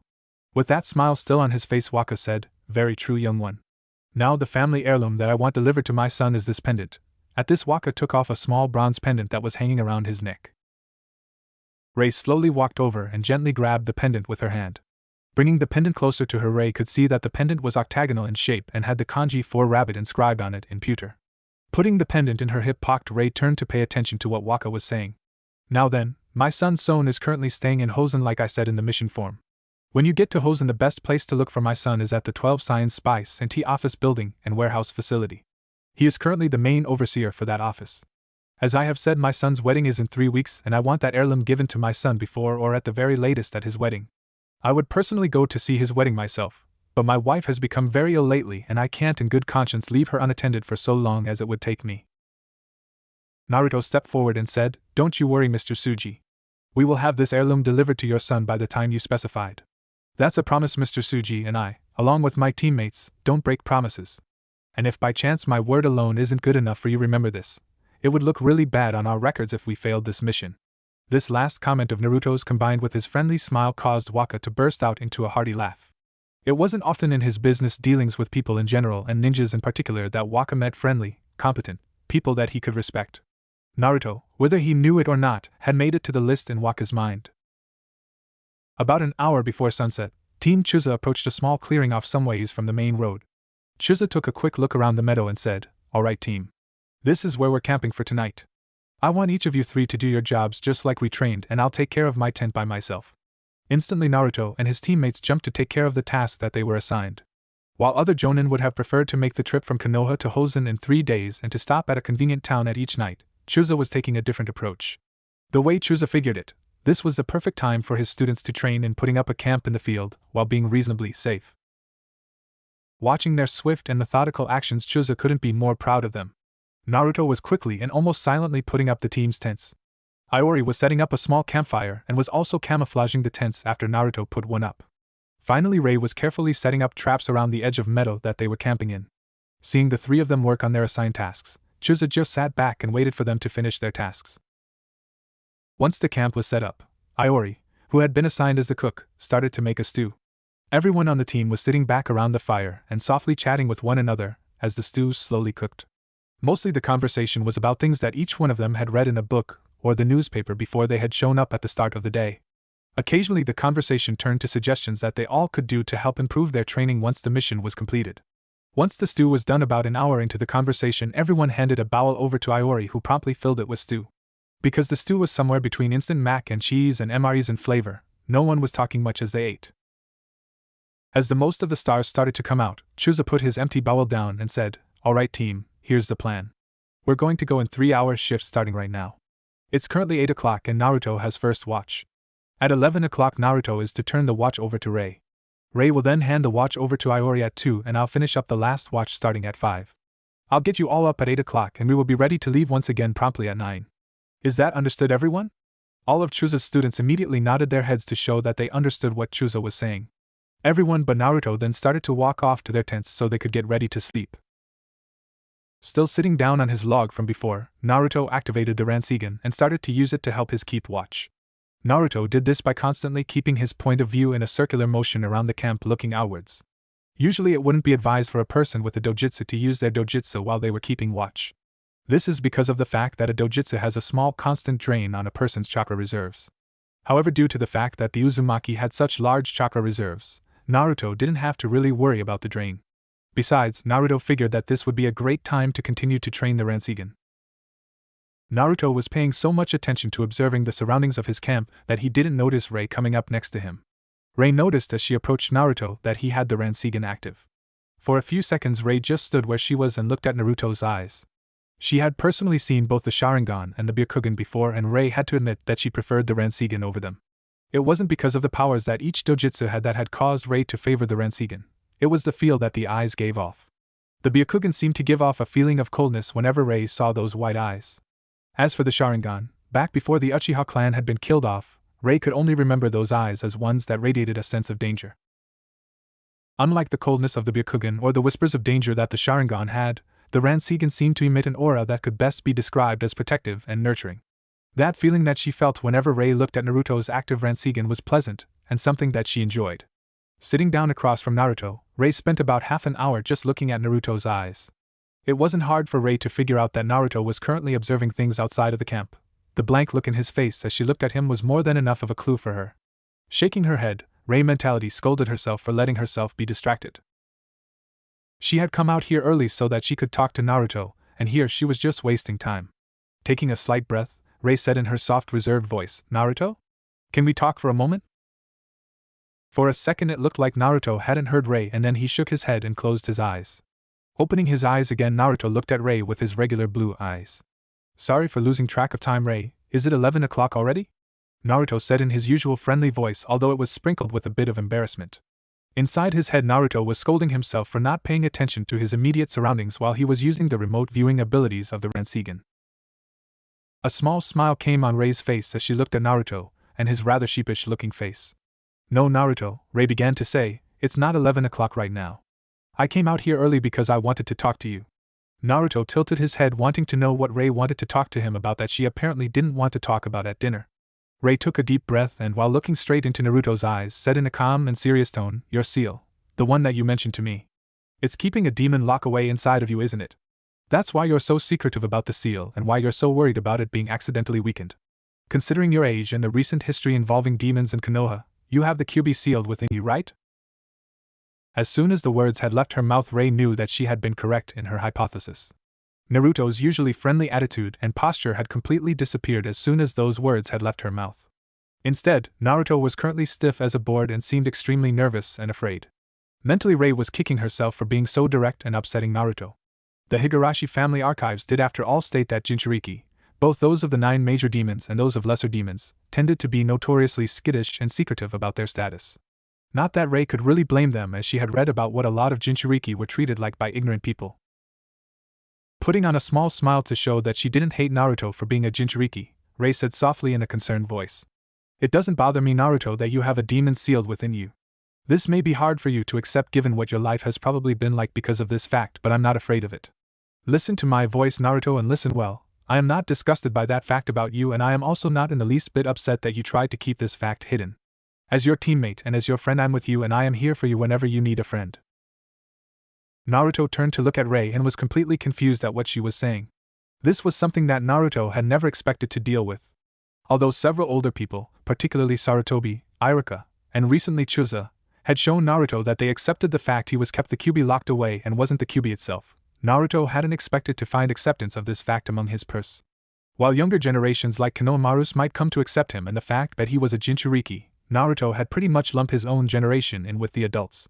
Besides, Naruto figured that most of those his age who would be able to accept the fact that he was a Jinchuriki wouldn't want to speak to him again because of the fact that he had hid that aspect of himself.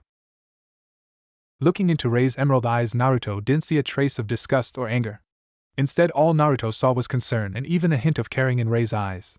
This fact made no sense to Naruto, and he just couldn't wrap his mind around the concept that a person could so easily accept that fact about him. Naruto was completely baffled, as he had honestly expected that Rei, or anyone else his age for that matter, to either want nothing to with him or to not want to speak with him for a long time after finding out about his secret. With a clueless look on his face, Naruto said, "Why? Why aren't you upset or scared?" Rei folded her hands in her lap and took a deep breath.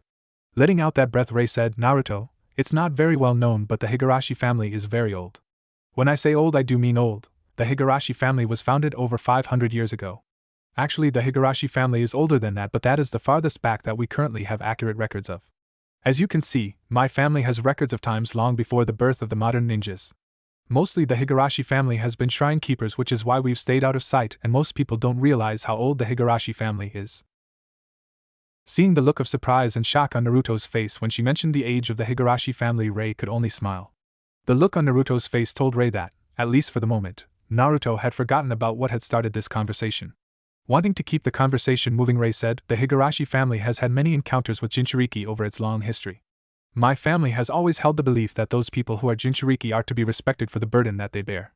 Several of my ancestors developed sealing and other techniques that are designed to help a Jinchuriki handle and contain the demon that they hold. These techniques are viewed as a private matter in my family, which why almost no one has heard about them before. If you want, Naruto, I could look through my family's seal library when we get back to Konoha to try and find some of those techniques for you." Sitting where he was and listening to Rei talk to him about her family gave Naruto a feeling that he wasn't sure how to describe. At best, Naruto could describe his unknown feeling as relief and hope.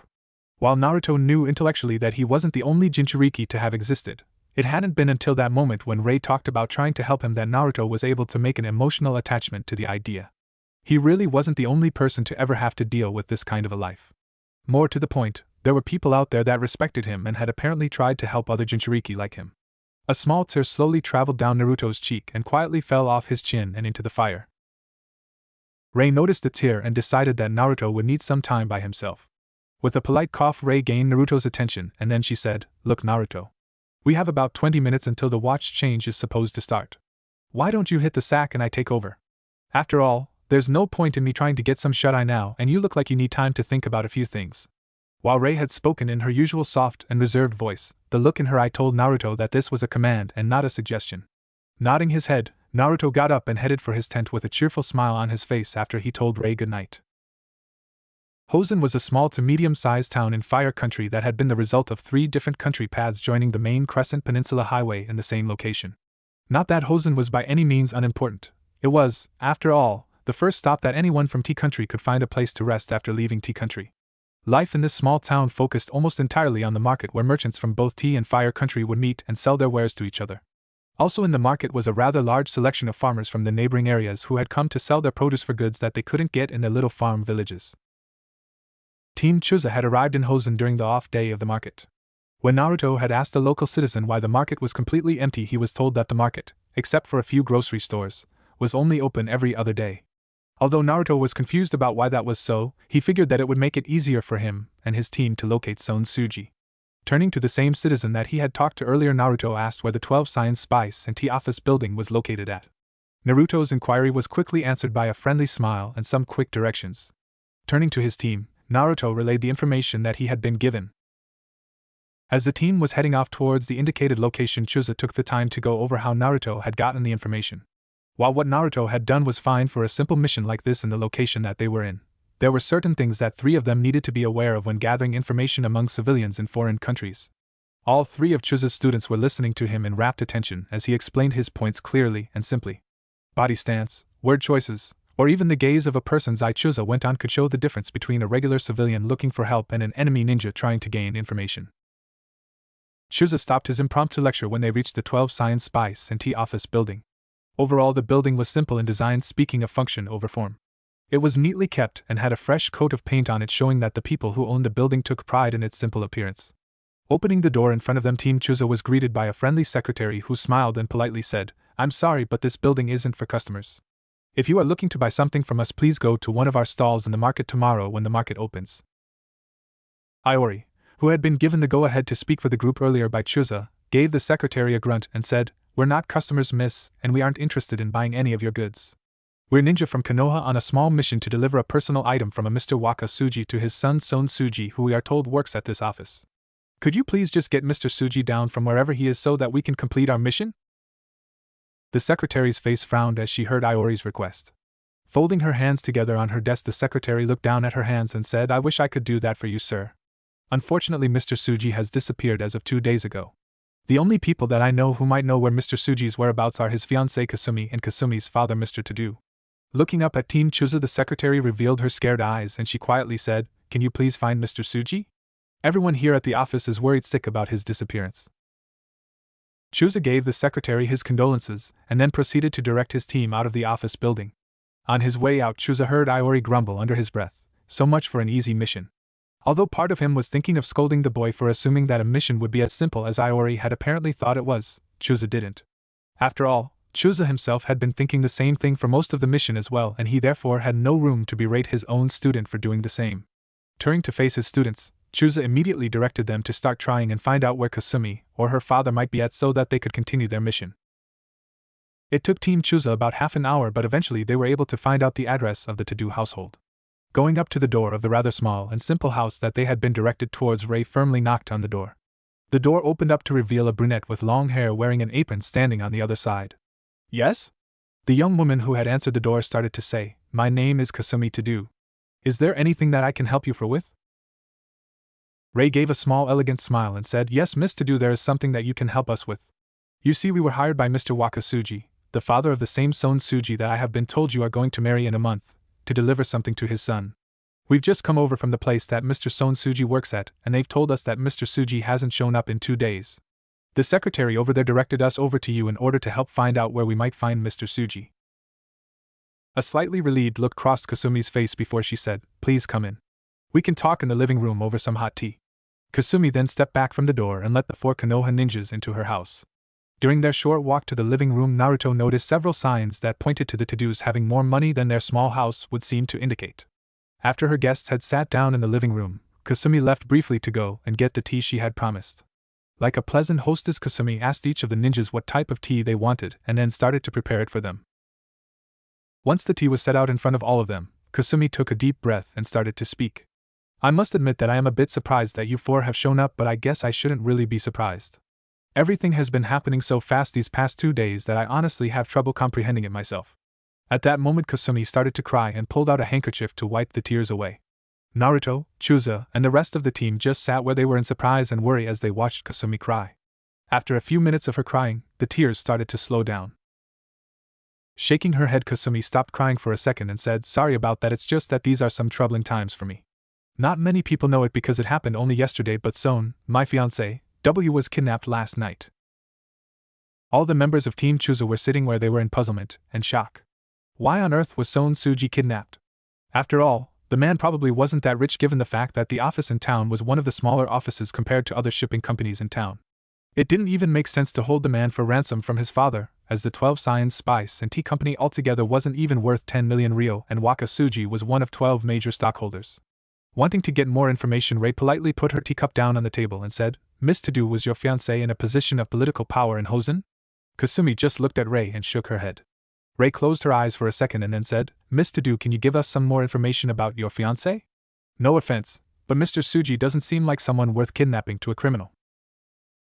Kasumi had a sad smile on her face as she refilled her tea and said, "I am not offended in the least by your questions, Ms. Ninja." At that point, Iori interrupted Kasumi to give Kasumi the names of Team Chuza, and Kasumi corrected herself, "Ms. Higurashi.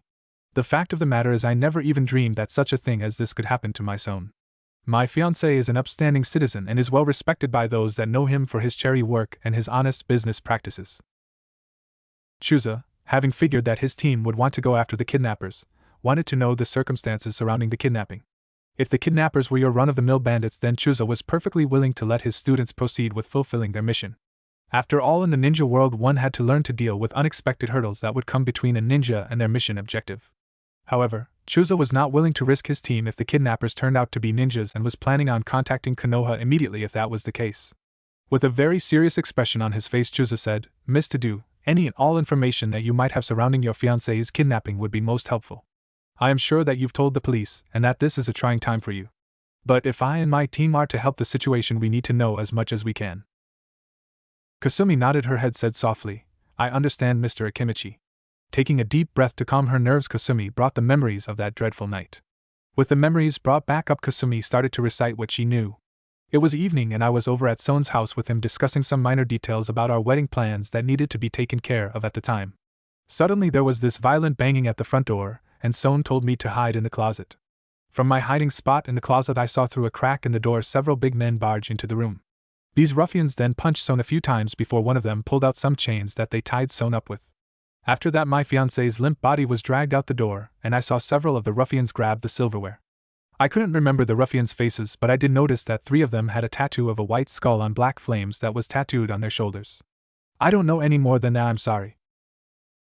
Chuza nodded his head, slightly relieved that it was run-of-the-mill bandits and street trash that had taken Son Suji. At the very least, it would less of a headache for him to deal with once this whole mess got sorted out. The bureaucratic forms that were needed to be filled out when ninjas from friendly but rival villages fought due to mission interest conflicts were a pain in the butt. True, there were also forms that needed to be filled out if a missing ninja was fought, but those were fairly simple to do.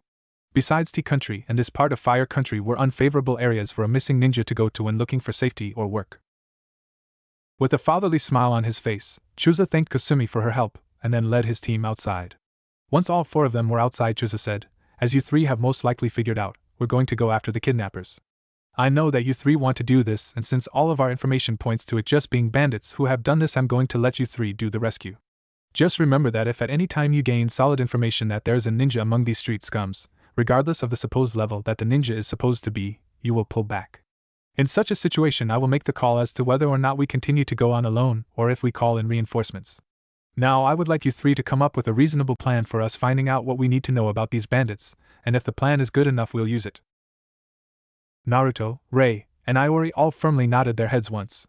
Chusa had done this several times with D-ranked missions that didn't automatically have a crystal clear plan of action to follow. Unlike other Jonin leaders of Genin teams, Chusa tried to restrict his mission leadership and let his team handle the planning on their own whenever it was practical. This was so that his Genin could think more independently than their classmates could think. In fact, Chusa had yet to forcefully take over a plan once his three students got going. While their teacher might help point out some shortcomings in a plan, Naruto, Rei, and Iori tended to be right on the money. Naruto spoke up and said as the team was standing around, "We need to split up and gain more information. Chusa should go ask the police about that gang symbol, and what the police have done so far in finding Son Suji. Rei should go check out what the local shrine keeper has to say, as she does have the best connections in that department. I should go to the town archives and use my shadow clones to help locate any news about this group that I can find in a newspaper. Finale, I think Iori should head over to the park in the main square to ask some of the elder folks that tend to flock in those areas. Most people tend to ignore the elders who sit around all day, and those people notice a lot more than most people give them credit for." Rei and Iori both smiled. Well, Rei smiled and Iori grinned, to show that they approved of Naruto's plan. Knowing that it was a great plan, Chusa nodded his head and said, "Alright, we follow Naruto's plan. We'll meet in the town square 3 hours from now and tell what we've found out. Once we've swapped information, we will plan our next course of action." The Genin trio nodded their heads to show that they understood before they headed off to their assignments. When everyone met up after their 3-hour search, they agreed to go to a small restaurant to have a late lunch while they compared what they had found out. Naruto, Rei, and Chusa weren't able to find any useful information on the bandits except for the fact that they were called the Fiery Death Gang and that the gang had moved into Hozen only recently. Those three were rather down at their lack of success. Even Chusa was down, as he had expected the police to have a good deal of information on the Fiery Death Gang. Everyone noticed that Iori was rather silent, and they all turned to see a roguish smirk on Iori's face. Rei narrowed her eyes slightly and said in a sharp but still somehow reserved manner, "Alright, Iori, what is it that you haven't told us yet? Since you haven't spoken yet, it's time for you to tell us what you've found out." Iori grabbed his soda mug from the table and took a big chug. After that, Iori set his mug on the table and started to speak. "I've got what we need," Iori said, glad to see that his news was brightening up his teammates' faces. "One of the gang members lives in his parents' house and talks in his sleep, according to his old man. The Fiery Death Gang members like to meet at a nightclub on the far side of town that's known as Ichiko's Corner. They don't own the nightclub, but they always have several people in the club at all times. It's where the Fiery Death Gang likes to do business with potential customers. Also, the Fiery Death Gang has a warehouse somewhere outside of Hozen that they keep their illicit goods at. We find the warehouse, we find Son." Everyone else at the table was nodding their heads, showing that they had been paying attention to what Iori had said. Naruto took a bite out of his beef dish, swallowed, and then said, pointing his chopsticks at Iori, "Great intel, Iori. However, what do we do next? We can't go rescue Son unless we know where the warehouse is that he's supposed to be kept at. I'm assuming that you've got a plan in your head, because you wouldn't mention Ichiko's Corner unless you did have a plan." One of Rei's eyebrows rose a bit, as she was slightly surprised that Naruto had caught that little connection before she did. With his soda mug in his hand, Iori made a gruff sound and then said, "Correct, Naruto, I do have a plan. This situation practically screams infiltration mission like they described back in the classrooms of the academy. My plan is relatively simple. Naruto and Rei, transformed into young adult versions of themselves, shall pose as a couple and enter the nightclub. Once inside, the two of you will ID several Fiery Death Gang members and keep track of their location. An hour after you to go, and I'll enter the club posing as a young adult version of myself. I'll then hit on Rei and she'll pass me the location of easiest gang member to capture. Naruto will soon afterwards arrive and the two of us will take it outside, using that as an excuse to leave the club and go capture the targeted gang member. Rei will at the same time leave the club using the cover that she's pissed with her boyfriend acting like a macho fool again, and then Rei will wait outside to cover Naruto and me as we escape with our hostage. Chusa will be the muscle to help bail us out of trouble if the whole operation goes south on us." Chusa looked around the table to see what Naruto and Rei thought of Iori's plan.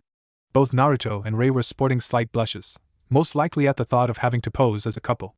Not that Chusa blamed them for it, as Team Chusa was a generalist team with a slight leaning towards tactical situations. Mentally, Chusa made a note to start increasing the team's training for infiltration situations once they got back to Konoha. Taking a deep breath, Chusa said, "This sounds like a good plan. However, if either of you two, Naruto and Rei, are uncomfortable with this plan, we can try and think of another one. Naruto and Rei turned to face each other and looked into each other's eyes for a minute as if trying to ask the other one what they thought. Then the two of them nodded their heads at the same time. While both of them turned to face the rest of the team, it was Rei who spoke. Naruto and I should be able to pull this off. We'll just need an hour or so to hammer out the details of the plan. You know, how our transformations will look like, the codes that are to be used, any cover story that we might be asked, and those sorts of things. When Rei had said what she needed to say, the team quietly finished their meal and left the restaurant for a quiet place to hammer out the details of the plan like Rei said they needed to do. It was currently 9 o'clock at night, and Team Chuzo was ready to begin its infiltration mission. Rei was currently transformed into a 20-year-old version of herself that she had based off of her mother and her own looks. Since this was a nightclub they were infiltrating, Rei was dressed for the part. Her illusion's outfit consisted of black boots, hip-hugging red pants, and a white t-shirt that had gone unbuttoned but was tied in a knot below her bust to preserve modesty. Even though it was just an illusion and she was actually wearing her usual ninja clothes, Rei felt exposed and was very embarrassed. If she could have gone with a more modest outfit, Rei would have, but according to the information that Iori had gotten, Ichiko's corner was a slightly trashy place. Turning to her right, Rei took a good look at Naruto's transformation. Like her, Naruto's transformation looked like he was around 20 years old. Naruto's hair was still in the same style, but it was now a shade of dull brown, less noticeable, Naruto had claimed. For clothing, Naruto had created the illusion that he was wearing a black biker jacket, torn blue jeans, and a red sweatshirt under the jacket. Also, Naruto's transformed older self had 2 earrings in his ear that were contented by a small chain, and Naruto was still sporting his sunglasses. If it wasn't for his punk look, Naruto would have looked like a male art model in Rei's mind. Naruto gave Rei a slight smile and said, "Alright Rei, ready to get this show on the road?" Rei gave Naruto a small nod to show that she was ready. Knowing that Rei was out of her element, Naruto wrapped his arm around her and said quietly, "Relax, Rei. I know this part of the plan unsettles you, but you need to calm down. Just ignore any gazes that the men in there will give you and you'll be fine. Remember that this is just an illusion you're using to complete your mission. Those people may look, but they won't touch, I promise you." Rei felt herself calming down as she listened to what Naruto had to tell her. His words were able to help Rei get over her disgust at how she looked and reminded her as to what they were doing. Once she was ready, Naruto and Rei set off towards Ichiko's corner. The bouncer, after giving a good 2-second glance at Rei's chest, let the duo in without any real hassle. When they entered the club itself, Rei and Naruto were immediately assaulted by the smells that permeated the club. All of the cigarette smoke, cheap incense, opium, and body sweat that hung in the air made Rei want to vomit. Luckily for Rei, Naruto was there to keep her steady. On his end, Naruto was having a tough time as well dealing with the atmosphere of the club. However, unlike Rei, Naruto had a small skill that he had been taught by Iruka for such a situation. Naruto had used his chakra to dull the signals that his nose was sending to his brain. Due to his chakra control, Naruto wasn't able to fully use the technique and was still affected by the smells. Knowing that they wouldn't be able to continue their mission in this condition, Naruto looked around for a private area. Noticing several doors that were under a private entertainment sign at the far side of the room, Naruto led Rei to one of the open doors and then closed and locked the door after they were inside. Turning on the single light in the room, Naruto saw that the room was completely empty except for a single dirty bed in the center of the room. Disengaging his transformation, Naruto turned to look at Rei and said, "Drop the transformation, we shouldn't be bothered for a few minutes at least." Rei was curious as to why Naruto told her to do such a thing, but she complied nonetheless. After her transformation was dropped, Naruto gave Rei a small item. Looking into her eyes, Naruto said, "It's a nose plug.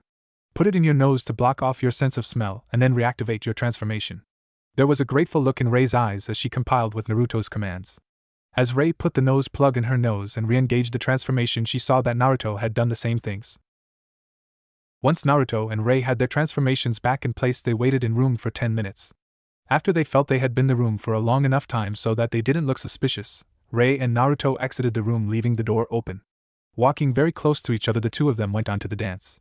Silently, they were both thanking Chuza for his forced dance lessons. Although Chuza never had them dancing in such an intimate way as Naruto and Rei were currently dancing due to the fact that it was how everyone around them was dancing, Naruto and Rei still appreciated the lessons. Looking over each other's shoulders, Naruto and Rei were able to spot and carefully monitor all of the fiery death gang members in the building. By pretending to flirt with each other, Naruto and Rei were able to pass the information that they had gathered to each other. About an hour after Naruto and Rei had first entered Ichiko's corner, Iori made his way into the nightclub. Rei was rather easy for Iori to spot as she was sitting in one of the booths on the edge of the dance floor. Naruto, who had been paying close attention to the clock, had disappeared so that Iori could talk to Rei without ruining the plan. If anyone in the club had been paying attention to Naruto, they would have seen that he was standing in the shadows paying close attention to Rei and Iori. For some strange reason, Naruto felt a slight annoyance as he watched the scene unfold between Rei and Iori. Figuring that the annoyance was over how long this part of the mission had been, Naruto ignored the feeling and paid close attention to Rei.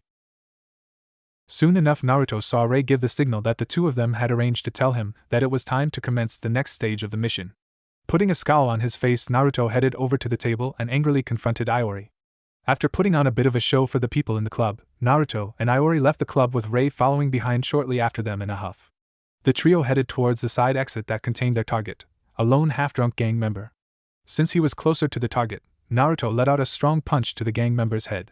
Iori then quickly ran up and grabbed the unconscious gang member while Rei, who was about 20 feet behind the boys, cast a minor genjutsu to hide what Team Chuza was doing. With the gang member in hand, the trio made a quick exit from the nightclub, dropped their transformations, and quickly made their way over to where Chuza was waiting for them. Chuza let out a small sigh of relief when he saw the trio plus their package coming towards them. Once the whole team was together, Chuza said, "Okay, let's head back to the hotel. When we get there, I'll take care of getting the information out of the scum. I want you three to wait in the second room of the hotel, as I don't want you three to have to deal with a full field interrogation just yet." There was a somber expression in Naruto, Iori, and Rei's faces as they nodded their heads. Each one of them was silently thankful that Chuza didn't want them around. It was one thing they had all heard in the academy: to kill a man. It was an entirely different thing to inflict pain on a fellow human in such a way that they're still alive. 40 minutes after they had left Ichiko's corner, Naruto, Rei, and Iori were all sitting in the hotel room that Chuza had led them to. Naruto and Rei were both sitting down on the couch, each reading a book. Iori was leaning against the opposite wall from Naruto, and Rei drinking a glass of water. From his vantage point, Iori could see that Rei had moved slightly closer to Naruto since those two had sat down. Not that Iori could blame Rei, as she, despite her slightly cold exterior, was a rather empathic young woman. It was obvious to Iori that Rei was having trouble handling the constant moans of pain that they were all hearing coming from the other room. Not that Iori could blame her, as he himself was having some difficulty dealing with the moans himself. The only difference between the two of them, Iori mused, was that he hadn't shown his discomfort at all so far. Rei was having trouble blocking out the sounds of Chuza interrogating their captive, even as she focused on her book. Thanks to her own disposition and her living at the shrine, Rei found it difficult to deal with suffering happening in other people. It wasn't nearly as big of a weakness to Rei as, say, Tsunade's fear of blood, but it was a noticeable trouble for her.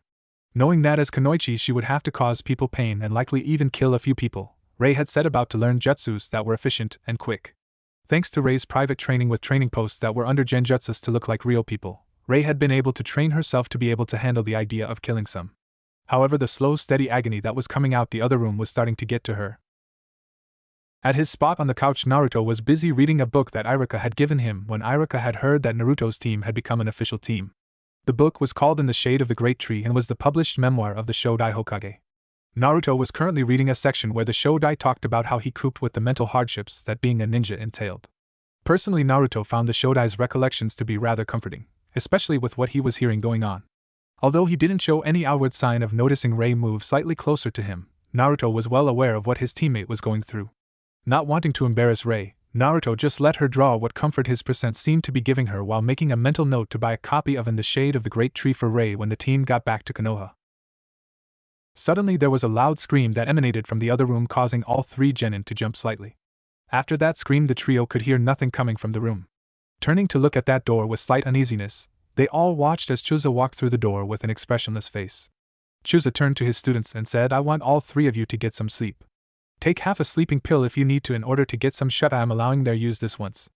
At 1 o'clock we will move on the warehouse, and I don't want any of you half asleep at that time." Naruto, Rei, and Iori just gave a tired yes to Chuza before they set about getting ready to sleep. All three of them were exhausted emotionally and physically after the events of the day. Rei was given the couch by Naruto and Iori while both boys grabbed a blanket and pillow to find a spot on the floor. As the trio did this, they didn't notice that Chuza was still in the room. There was a sad look in Chuza's eye as he watched his students get ready for bed. Hopefully the Hokage would let him take those three on a small vacation after this mission was over before they returned to Konoha. Chuza was certain that those three would need a vacation and that they deserved a vacation. At 12:50 Chuza promptly but gently woke his students up and made sure that they were wide awake. As Naruto, Rei, and Iori listened to Chuza explain the layout of the criminal warehouse, they were all drinking a heavily caffeinated tea to help them wake up. Once Chuza had finished outlining the plan and the layout of the criminal warehouse, he said in a stern voice, "Look, I will be honest with you three. I don't expect any of you three to be unblooded when the sun rises. In fact, I'm expecting you three to at least have one kill under your belts when this is all over. The first kill is always the hardest for a person to make, and it's easier for a person to handle when the kill is someone evil like a criminal. It's also better for you to deal with now than laddering your lives or on a battlefield where I can't protect you if you freeze up. Now let's go rescue Son and remember that these criminals are most likely going to get the death sentence for their various and many crimes. With that said, Team Chusa left the hotel room and headed off to the location of the criminal warehouse. Once they left Hosen, Team Chusa soon found that they had to travel through a forest. Although the trees were a good deal smaller than the trees around Konoha, the presence of the trees were comforting to the younger members of the team. Soon enough, Team Chusa reached the clearing in the forest that the warehouse was located at. Except for the small wooden watchtower next to it, the warehouse looked like your typical warehouse. Also next to the warehouse, about 100 feet away, was a small building that Team Chusa assumed to be a barracks of some sort for the gang members at the warehouse. Finally, the team noticed a pair of guards by the front door, a single guard on the watchtower, and the final sentry that was walking around the perimeter. Chusa turned to his students and said, "Alright, I want Naruto to take out the guards by the door, Rei has the sentry, and finally Iori has the watchtower. Kill your targets and remember to do it silently." Naruto, Rei, and Iori all nodded their heads to show that they understood. Standing at his perch in the tree, Chusa stood and watched as his students went to work. Rei used the tree line to cover her movements, and waited until the sentry got close to her new position. Once the sentry was close enough to her, Rei killed the man by thrusting her Naginata quickly into the sentry's head, killing the man instantly. Turning to look at the pair of guards by the door, Chusa saw them suddenly both get pulled into the ground, buried completely, and Naruto appearing in their place. Trust a personal student of Iraka's to remember the original purpose of that jutsu, Chusa silently mused. Finally, Chusa turned to look at the watchtower, and saw a small dull red light appear. The light blinked several times in Konoha's battle code, and Chusa read Iori's message that he had succeeded in his task. Moving from his perch down to where Naruto was at, Chusa motioned for Rei and Iori to come over. Once all of his students were with him again, Chusa asked, "Are you three okay?"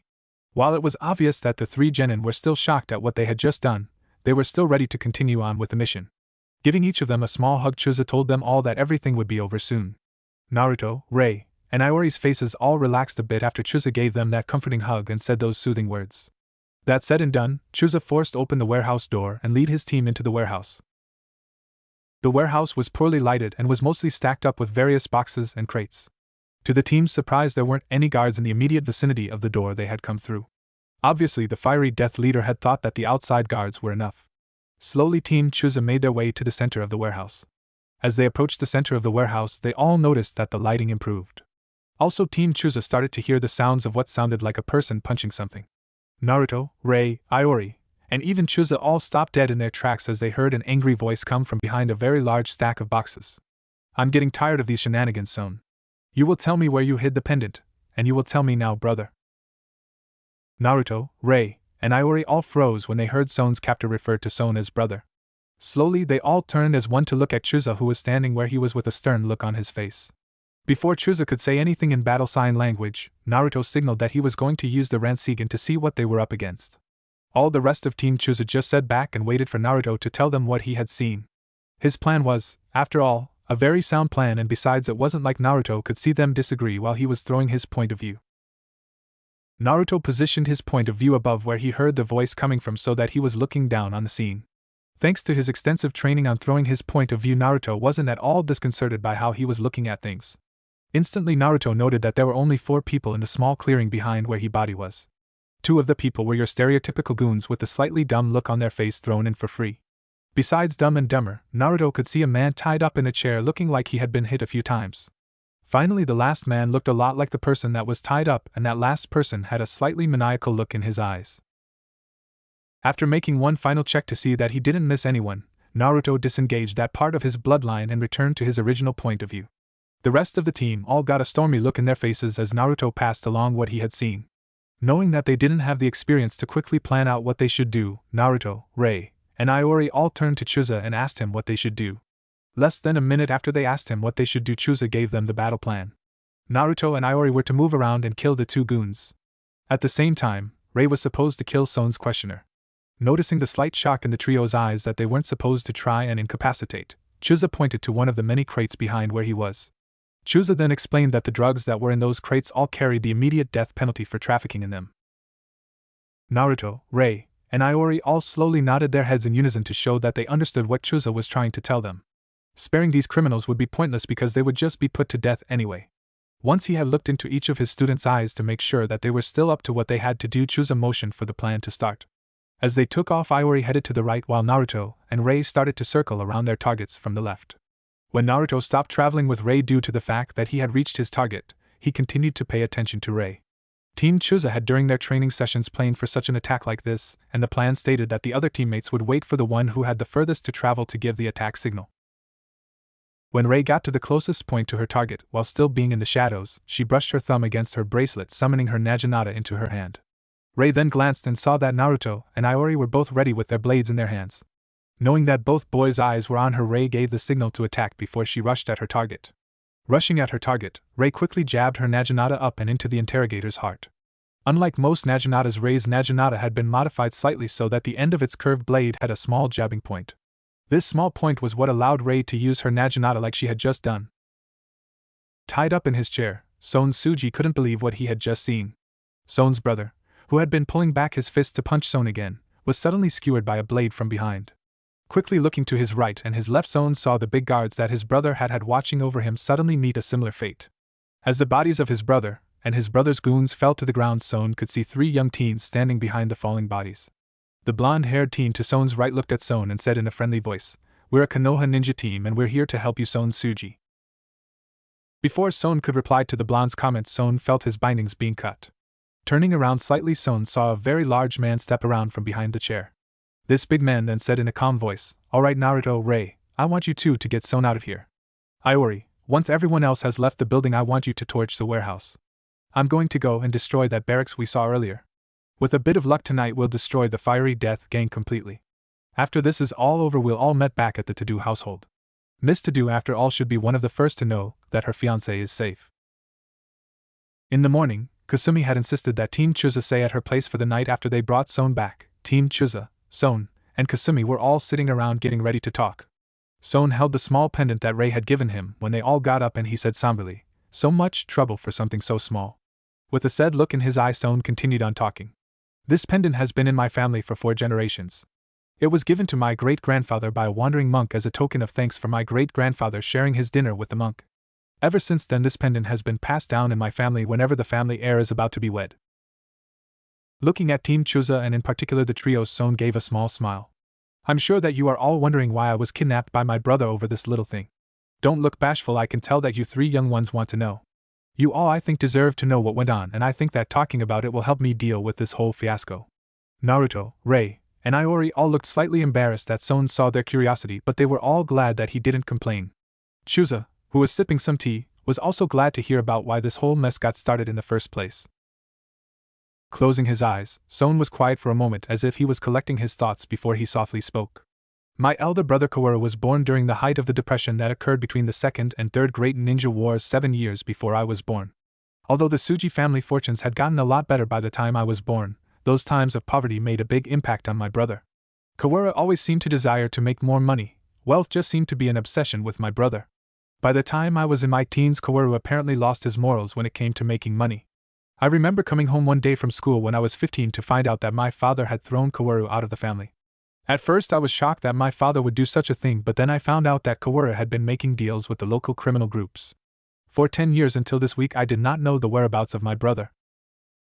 Son paused for a moment to take a sip of his tea before he continued his tale.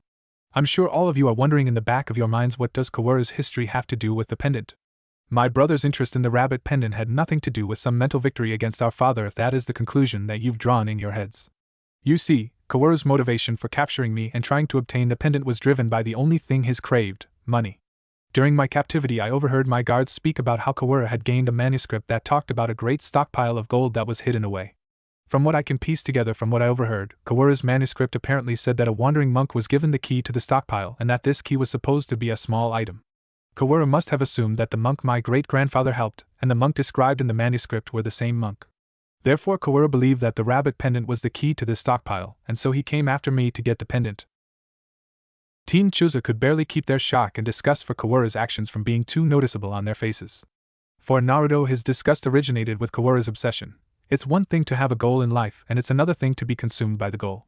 Rei and Chusa, who both came from loving families, had trouble accepting that a person could do such a thing to family.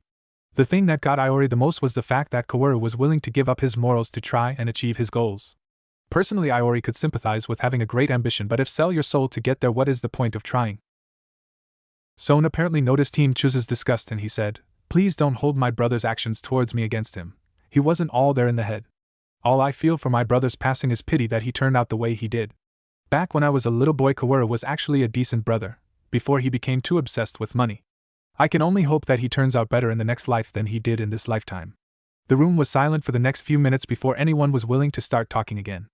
After a few minutes of small talk, Team Chuza quietly left the to-do household, saying that they needed to head back to Konoha now that the mission was accomplished.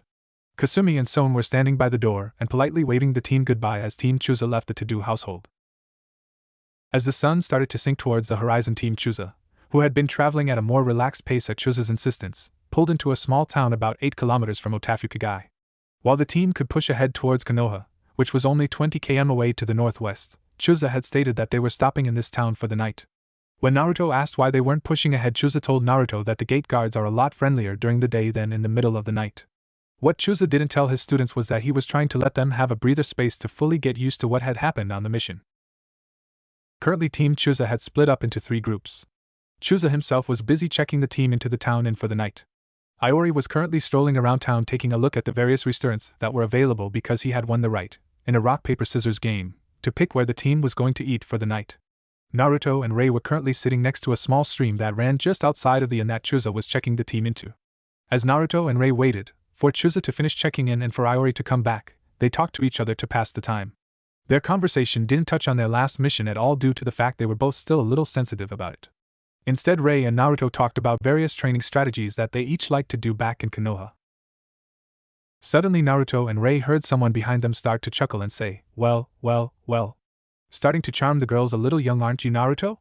Rei and Naruto, both sporting the tiniest hints of blushes on their cheeks, turned around to see a white-haired man with red lines coming down from his eyes looking at them.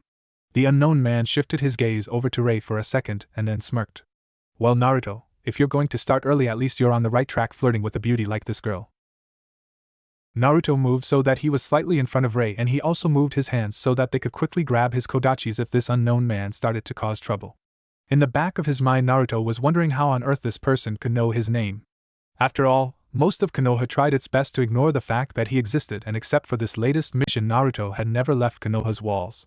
Narrowing his eyes, Naruto said with a light edge in his voice, "Who are you and how do you know my name?" The man then let out a good laugh and said while doing a strange dance, "Who am I? Boy, I am the holy sage of Myaboku Mountain, a man beloved in the north, east, west, and south. I am Jiraiya of the Sannin." At this point, Jiraiya ended his crazy dance and noticed the confused and slightly disbelieving looks that Naruto and Rei were sending towards him. In the back of his mind, Jiraiya was grumbling at how Naruto and Rei were reacting to his introductions. What is it with kids today? No respect.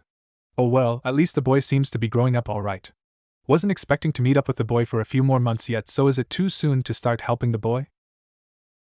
While Jiraiya, Naruto, and Rei were standing where they were, Chuza came out of the inn and started heading towards them.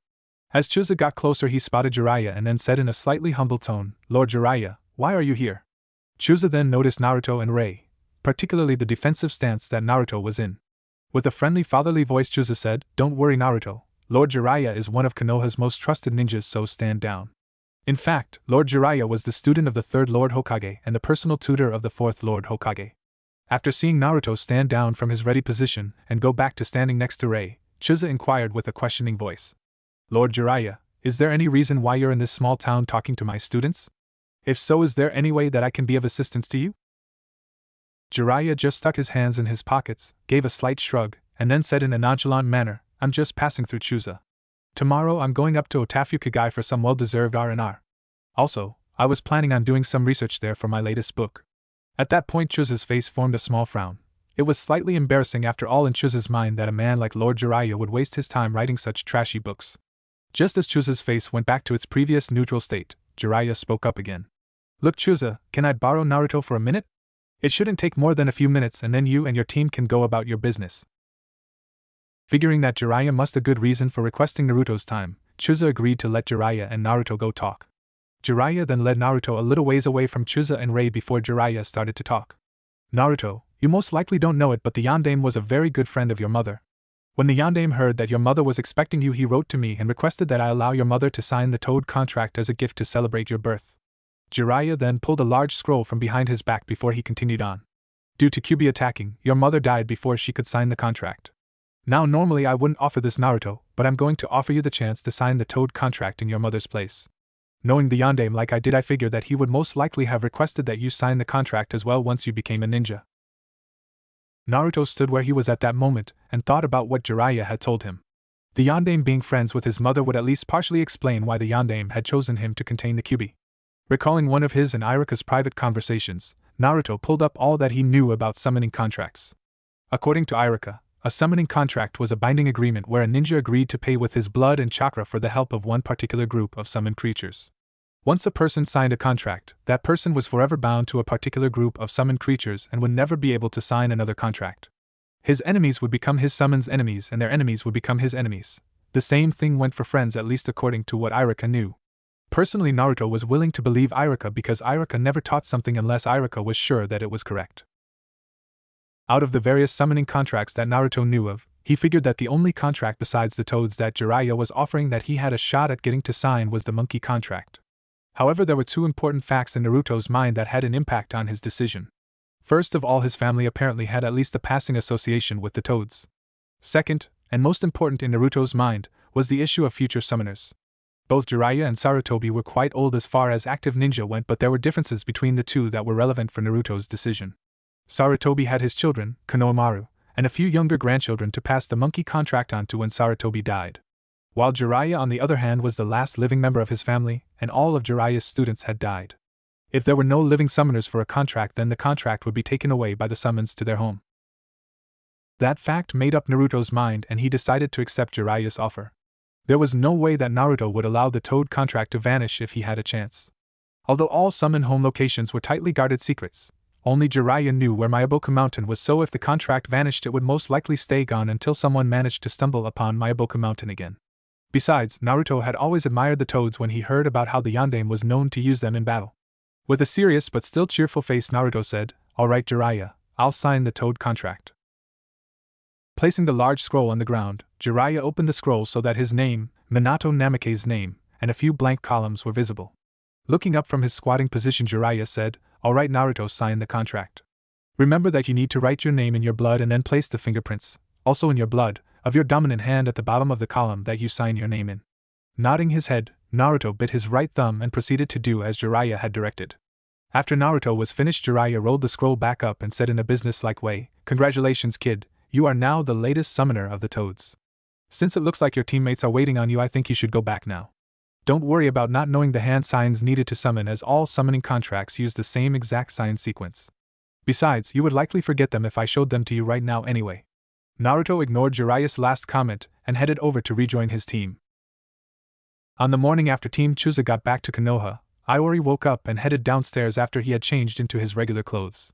His mother was currently cooking at the small family kitchen and his father was currently sitting at the table nearby reading the newspaper. After greeting his parents, Iori went over to the fridge and poured himself a glass of milk. Closing the refrigerator, Iori walked over and sat across the table from his father. Iori took a gulp of his milk and then said, "So Dad, anything in the paper today that isn't a load of rubbish?" A small smile appeared on Mrs. Kusunagi's face, as this was something of a morning ritual in the Kusunagi household.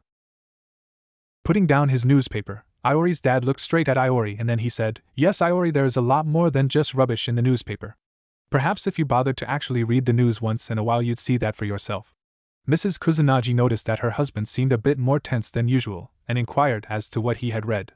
Pinching the bridge of his nose, Mr. Kusunagi said, "Sorry dear, and sorry Iori for sounding a little sharp today. I just read about how the wind daimyo died last night due to falling down a flight of stairs because he slipped on some tea." Blinking his eyes, Iori took a second to process what his father had just told him. After his mind processed the information, Iori shrugged his shoulders and said, "A suitable ending for a stupid buffoon." All Mr. Kusunagi did about Iori's comment was to ask for some more coffee. It was an open secret that most of Konoha's higher-level ninjas had no real respect for the wind daimyo, and would be glad to see him go. In fact, the only people who would mourn the wind daimyo's passing would be a few civilian councilmen, and some paper-pushing ninjas who would miss the decline of missions from Wind Country. That those missions would decline was a given, as heir to Wind Country was known to have opposed his father on many domestic and fiscal issues. Going on to more pleasant topics, Iori was asked how his mission went as he had only given vague details about it when he came home yesterday. Figuring that there was no harm in telling his parents about the mission, Iori gave them a detailed report on the mission. Iori then went on to talk about the journey back to Konoha and in particular his teammates' run-in with Jiraiya.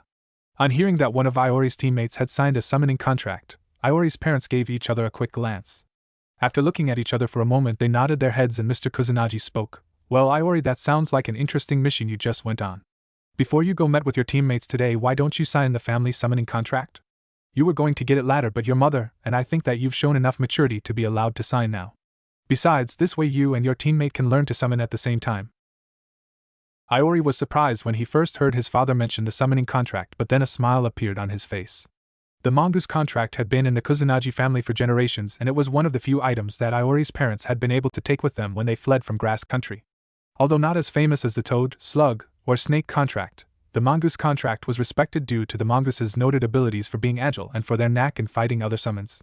Usually the mongooses would dismiss a summoned animal after they attacked. However, the mongooses were known to occasionally kill another summon, like Haji, the mongoose boss, killed Manda's father before Manda took over the snakes. Mrs. Kusanagi then went upstairs and came back down a few minutes later carrying the contract in her arms. With a smile on her face she set the contract down on the table in front of Iori and said, "Here you go, son. Please put this back upstairs in the master bedroom once you're finished signing. After that, wake up the twins and tell them that breakfast will be ready in 15 minutes.